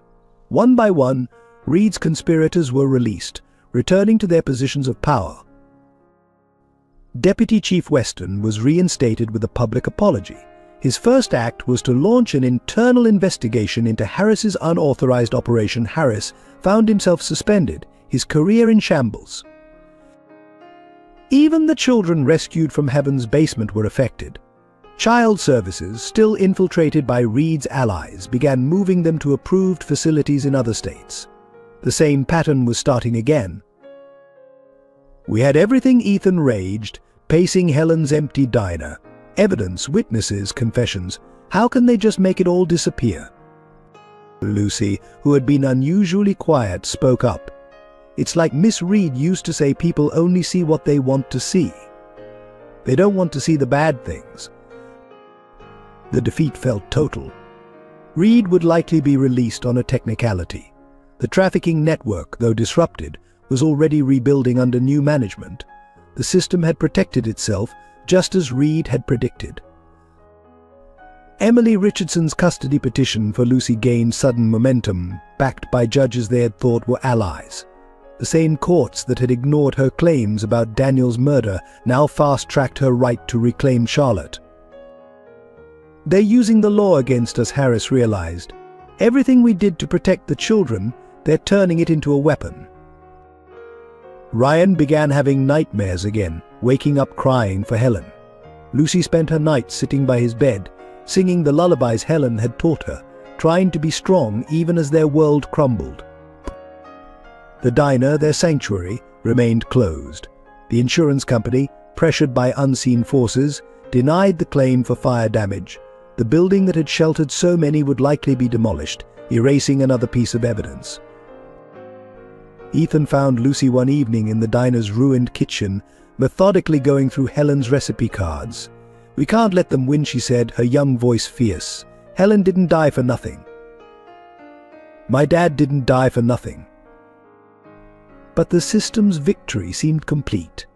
Reed's network had transformed defeat into triumph, using the very institutions meant to protect children as tools to continue their exploitation. The message was clear: power protects power. Justice, when it threatened the established order, would be quietly but firmly suppressed. In their darkest hour, Lucy made a simple observation that would change everything. Looking at Helen's cherished blue notebook, she said, "Maybe we're fighting them wrong.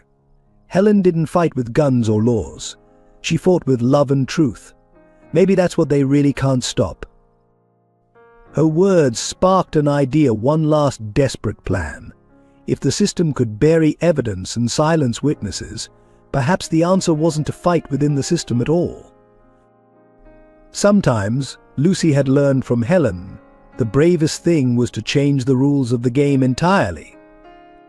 The confession came during the darkest hour, when all hope seemed lost. Ethan was sitting alone in his car outside the jail, watching the building where Reed would soon be released. A guard approached, passing him a note. "She wants to talk. Only to you." In the prison's interview room, Victoria Reed looked different. Her designer suits were replaced by prison orange, her perfectly maintained appearance showing cracks, but her eyes still held that calculating intelligence. "You think you know everything," she began, her voice hoarse. "You think I'm the monster. But I was just like you once, trying to fight something I didn't understand." Ethan remained silent, watching her carefully. Reed's composure cracked further as she continued. 25 years ago, I was an investigative journalist. I discovered the network, children disappearing, money changing hands, powerful people involved. I gathered evidence, wrote my expose. Then they showed me what real power looks like." She rolled up her sleeve, revealing an old scar. "They took my son, said I could either join them or watch him disappear forever. I chose to save him, wouldn't you?" "Where is he now?" Ethan asked quietly. "Safe. Far away. As long as I play my part, he stays alive. That's how they control everyone, find what they love, then use it against them." Reed pulled out a hidden envelope, sliding it across the table. The network isn't just in Clearwater, it's global. Politicians, business leaders, royalty, all connected by shared secrets. Haven was just one small piece. Inside the envelope were names, people so powerful they seemed untouchable, each connected to a series of numbered accounts, property holdings, shell companies. "Why tell me this now?" Ethan demanded. "Because they're going to kill me anyway," Reed replied simply. "My usefulness ended the moment Haven was exposed, but first they'll make me watch them destroy everything and everyone I tried to protect, including my son." Her hands trembled as she produced another document. "This proves my son exists, his real identity, where they're keeping him. I've spent 25 years being a monster to keep him safe. Now I need you to save him, like you saved Lucy." Ethan studied the woman before him, not the confident manipulator he'd known, but a broken mother who'd made terrible choices for what she believed was the right reason. "The music box," he said suddenly. "The one in Heaven's basement. It belonged to your son." Reed's mask cracked completely. His birthday present. The last thing I gave him before they took him. They made me use it as a signal for their transactions, their way of reminding me who really held the power. "The network," Ethan pressed. "Who controls it?" "They call themselves the board. 12 people who think they're above law, above morality. Haven wasn't their only operation, just their most profitable in this region." She leaned forward, her voice urgent. "You want justice? Stop fighting the branches. Cut off the head. But understand, if you go after them, they'll make Haven look like a charity operation." As guards approached to end the visit, Reed made one final plea. "My son's name is Thomas. He's in Seattle, living under the name Michael Wright. Save him, and I'll tell you everything. Every operation, every name, every crime." Ethan left the prison with the envelope heavy in his pocket, understanding that the real battle was just beginning. Reed wasn't just a villain, she was a cautionary tale of how power corrupts by forcing impossible choices. The breakthrough came from Helen's blue notebook, not the recipe pages Lucy had been reading, but hidden notes meticulously written in the margins. For 20 years, Helen had documented every suspicious visitor to her diner, every whispered conversation, every child who seemed afraid. Harris spread the decoded notes across Ethan's kitchen table. "Look at these dates," he pointed. Every time a child disappeared from Haven, Helen recorded unusual activity at specific locations across the city. The pattern emerged like a spiderweb. Warehouses, private airfields, luxury homes, all connected by the movement of black SUVs and children who vanished. Helen hadn't just been running a diner, she'd been mapping the network's infrastructure. Here, Lucy pointed to a familiar address. "This is where Miss Reed took the special visitors, the ones who came at night." The address belonged to a prestigious private club, its membership list reading like a who's who of Clearwater's elite. But Helen's notes revealed its true purpose: a place where deals were made, where children were displayed like merchandise to wealthy buyers. Ethan's construction background proved crucial. These buildings, they're all connected by old maintenance tunnels. The same system we used to access Haven's basement. They built their trafficking route through the city's underground. The evidence mounted. Financial records from Reed's envelope matched deposits noted in Helen's margins. Names of club visitors corresponded with Haven's special adoption files. Every piece connected, forming a picture larger and darker than they'd imagined. Most damning were the photographs Helen had secretly taken through her diner windows. Years of surveillance captured in grainy images familiar faces in compromising situations, vehicles with diplomatic plates, children being escorted between buildings. Helen knew, Harris realized. She knew everything. The diner's location wasn't random, it was a perfect observation post. Lucy, who had been quietly studying the photographs, suddenly gasped. "That's the music box." She pointed to an image of a man carrying a familiar silver object, before Miss Reed had it. "And look who's with him." The photo showed a younger Reed, clearly distressed, watching the man. The date stamp matched her story about her son's abduction. Deeper in Helen's notes, they found references to the board, 12 individuals who controlled not just Haven, but similar operations worldwide. Helen had identified 3 of them through their visits to the club. "This is why they killed her," Ethan said softly. "Not just to get to Lucy and Ryan. Helen had enough evidence to expose everyone." The final piece came from an unexpected source, Ryan. Playing with Helen's old Polaroid camera, he'd accidentally photographed a meeting in the diner's back room. The image showed a document left carelessly visible, a ledger page listing the board's complete membership.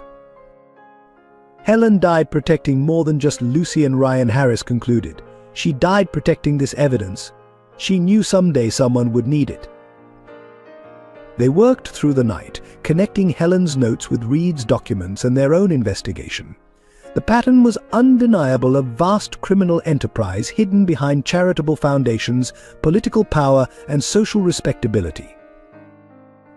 Lucy watched them work, her small face serious. Helen used to say that truth is like water, she remembered. It finds all the cracks and eventually gets out. The evidence was now complete, threatening to burst through every crack in the network's careful facade.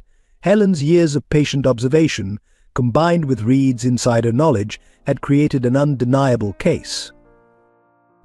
The question was no longer whether they could prove the network's existence, but whether any system of justice would dare to act against such powerful figures. The identities of the board's 12 members emerged from a combination of Helen's notes, Reed's documents, and Lucy's perfect memory. Each revelation was more shocking than the last, exposing power at its most corrupt. At the top sat Charles Wellington, a philanthropist whose charitable foundation funded orphanages worldwide. His reputation for child welfare work had earned him humanitarian awards, while his network systematically exploited the very children he claimed to protect. "I remember him," Lucy whispered, looking at his photograph. "He visited Haven twice. Miss Reed made us all wear special clothes and stand in lines. She called it inventory review." Senator Elizabeth Morrison, chair of the Child Welfare Committee, was revealed as the board's political enforcer. She had buried investigations, redirected funding, and ensured government contracts went to board-controlled facilities.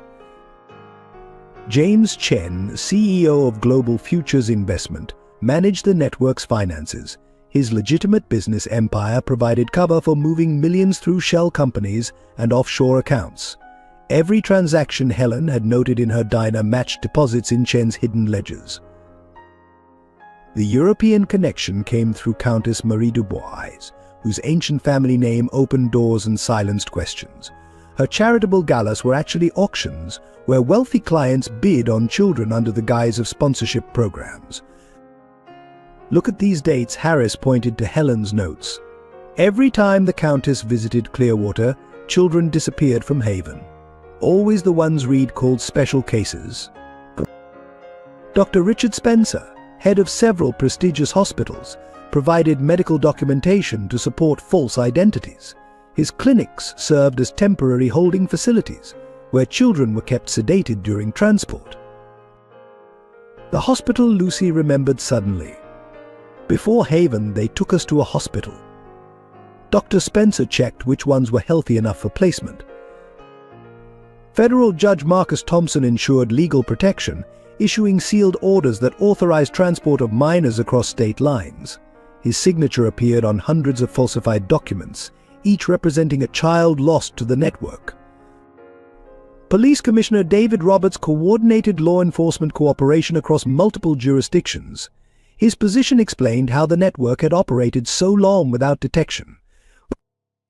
That's why no one investigated Jessica's disappearance, Ethan realized. Roberts buried any case that might expose the network.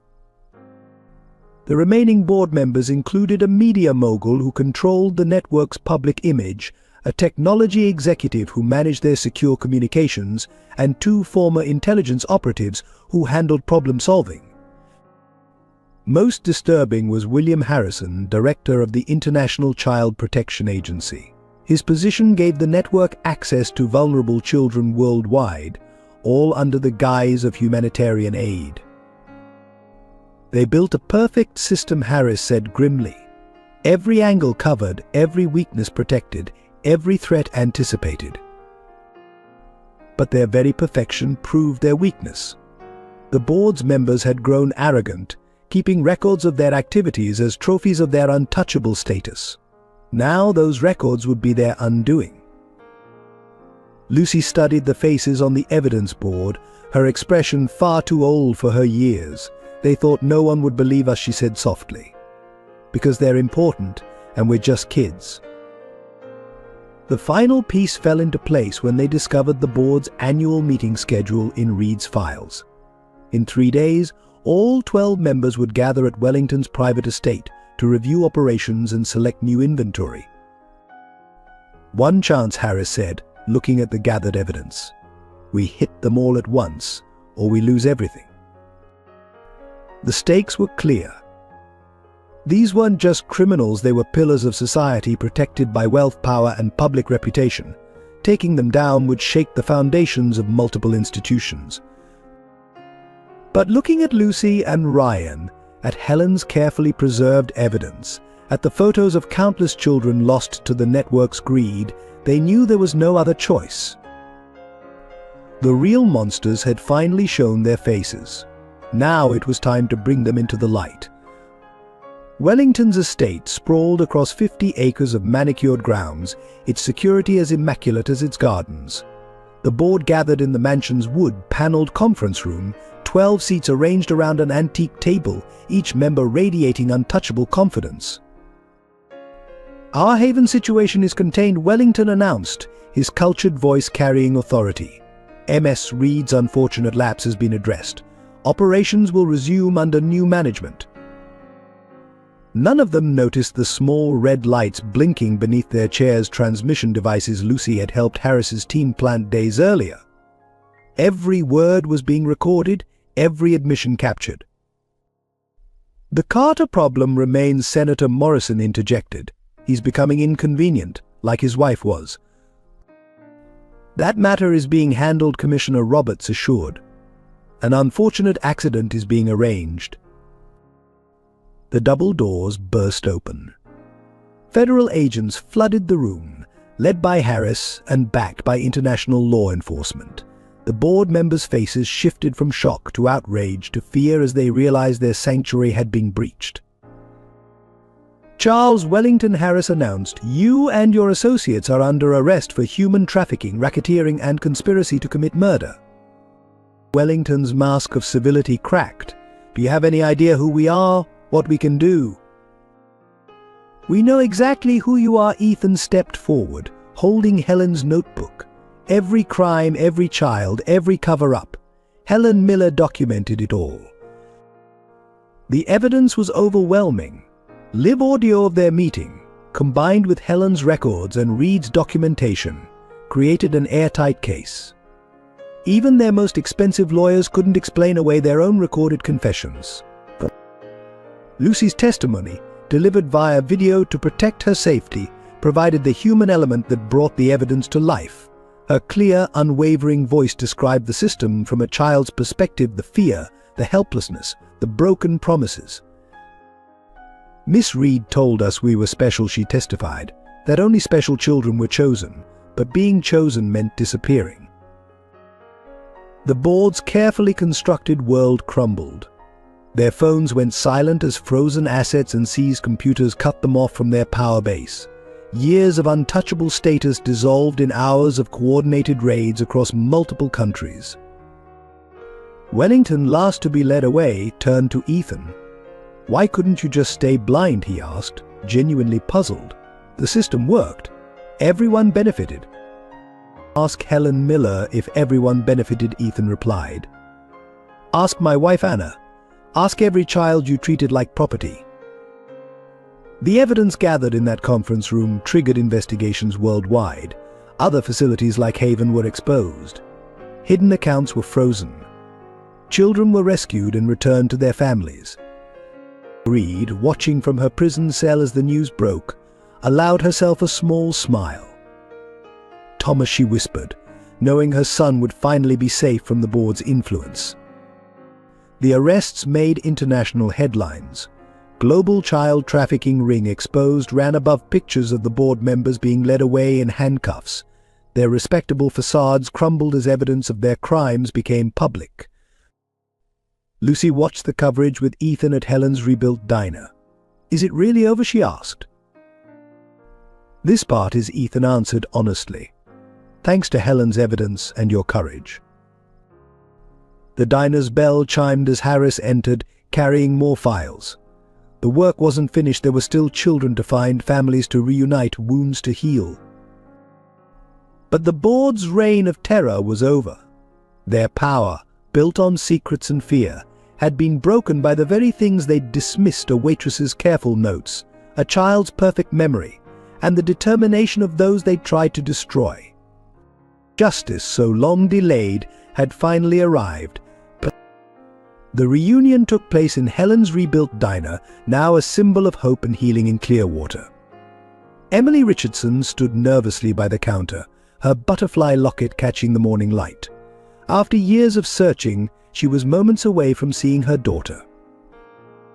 Lucy paused in the doorway, Ryan's hand tight in hers, Ethan's reassuring presence behind them. For a moment, mother and daughter simply stared at each other, bridging years of separation with silent recognition. Charlotte, Emily whispered, then corrected herself. "Lucy. You can stay, Lucy, if you want." Lucy moved forward slowly, touching the butterfly locket with trembling fingers. "I remember this. It played music when you opened it." Emily unclasped the necklace, and a gentle melody filled the air. Lucy's eyes filled with tears as forgotten memories surfaced: bedtime stories, butterfly kisses, a mother's unconditional love. "I never stopped looking," Emily said softly. "Even when they said I was crazy, that the fire had killed you. A mother knows." The hug, when it came, was fierce and healing, but Lucy didn't let go of Ryan's hand, pulling him into the embrace. "He's my brother," she said firmly. "Where I go, he goes." Emily knelt to Ryan's level. "Then I guess I have 2 children to love now." Ethan watched from the counter, his heart both full and aching. This was what Anna would have wanted: families reunited, children safe, love triumphing over darkness. Emily turned to him. "Thank you for protecting them when I couldn't, for giving Lucy back her ability to trust." They worked out an arrangement that honored all their bonds. Lucy and Ryan would live primarily with Emily but spend weekends with Ethan. The diner became their shared space, a place where their unconventional family could grow together. Other reunions followed. Reed's son Thomas, freed from the board's control, came to thank them. His reunion with his mother was complicated by years of separation and the choices she'd made, but it was a start at healing. Jessica Miller's case was finally solved, bringing Helen's family closure, if not the reunion they'd hoped for. Her sacrifice had helped save countless other children from similar fates. Lucy insisted on honoring Helen's memory by learning every recipe in the Blue Notebook. Each Saturday, she and Emily baked in the diner's kitchen, with Ryan as their enthusiastic taste tester. The chocolate pie became their specialty, made with Helen's secret ingredient, love. "I used to think family meant people who looked like you," Lucy told Ethan one evening as they all shared dinner at the diner. "But it's really about people who love you enough to fight for you." The diner became more than just a restaurant. Following Helen's example, they turned it into a safe haven for children in need. The back room, where Lucy and Ryan had once hidden, now held resources for families searching for missing children. Emily hung pictures on the walls: Lucy and Ryan at school events, family dinners, holiday celebrations. Among them was a photo of Helen, smiling warmly, and one of Anna and Lily Carter. All the pieces of their story, honored and remembered. "We're kind of a weird family," Ryan observed one day, looking at the photo wall. "The best kind," Lucy corrected, hugging her brother. "Because we chose each other?" The healing wasn't always easy. There were still nightmares, moments of fear, trust issues to work through. But they faced them together, supporting each other through the hard days and celebrating the good ones. In the end, they created something beautiful from their shared pain, a family bound not by blood but by love, understanding, and the courage to keep fighting for what matters most.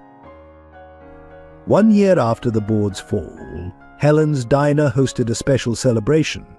The sign above the door now read Helen's Haven. And inside, the walls were covered with new photographs, smiling children reunited with their families, newspaper clippings of justice served, and memories of their own healing journey. Emily Richardson, now heading a foundation for missing children, stood at the counter where Helen had once kept her careful watch. "We've located 15 more children this month," she announced, each one being brought home thanks to Helen's records. Lucy, now 12, moved confidently through the diner, helping serve the gathered families. She'd grown taller, stronger, the shadows in her eyes replaced by a determination to help others. Ryan followed her like always, proudly wearing an apron with Junior Chef embroidered on it. "We're opening 3 more safe houses," Harris reported, reviewing plans with Ethan. After the board's exposure, he'd been promoted to lead a new task force dedicated to preventing child trafficking, using Helen's model hiding in plain sight, providing sanctuary to those who need it. The diner had evolved into something extraordinary. During the day, it served comfort food and coffee like always, but after hours it became a command center for their ongoing mission. One wall held a map marking every facility they'd exposed, every child they'd helped rescue. Ethan watched Lucy teaching younger children Helen's chocolate pie recipe, her patience and gentleness a testament to her own healing. She still called him Dad on weekends, but now it was a choice made from love rather than fear. Victoria Reed's son Thomas had become an ally, using his inside knowledge to help dismantle remaining trafficking networks. His weekly visits to his mother in prison were part of their shared journey toward redemption. "Helen would be proud," Emily said softly, joining Ethan at his usual spot by the window. "We're not just solving past crimes, we're preventing future ones." The foundation they'd established in Helen's name provided resources for families searching for missing children. The Blue Notebook's recipes were published, with proceeds supporting safe houses across the country. Each copy included Helen's story, ensuring her sacrifice would never be forgotten. Lucy had started a support group for rescued children, creating a safe space where they could share their experiences and heal together. Sometimes, she told them, being strong means asking for help. Helen taught me that. The diner's kitchen became a place of therapy through baking. Children who had survived trauma found healing in measuring ingredients, following recipes, creating something beautiful and sharing it with others. Every pie, cookie, and cake was served with a side of hope. Ryan, now 8, had discovered his own way to help. His drawings of butterflies inspired by Emily's locket became a symbol of their cause. "Because butterflies are free," he explained simply. Even in victory, they remained vigilant. New threats would always emerge, but now they had a network of their own, one built on love, trust, and the unwavering belief that every child deserved protection. "You know what Helen used to say," Lucy asked one evening as they closed the diner, "that sometimes the best way to honor those we've lost is to help those still here." The bell above the door chimed regularly, with new families seeking help, new children finding sanctuary, new stories of hope beginning. Each time, Lucy would look up and smile, remembering her own first night of safety in this very space. As the sun set on another day at Helen's Haven, the mingled scents of coffee, fresh baked pie, and hope filled the air. They had transformed a story of loss into one of love, a tale of darkness into a beacon of light. The work would continue, but now they faced it together, a family forged in adversity, strengthened by love, and dedicated to ensuring that no child would ever face the darkness alone. Thank you for joining us for this powerful story of love, justice, and redemption.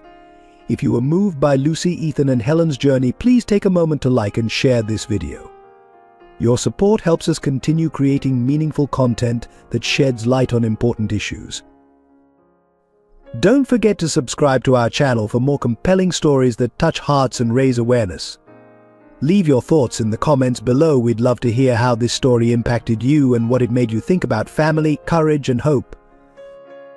Help us spread this message by sharing with friends and family. Together we can make a difference and ensure stories like these reach those who need to hear them most. Your engagement supports our mission to tell stories that matter. Press that like button, hit subscribe, and join our community of storytellers and change makers.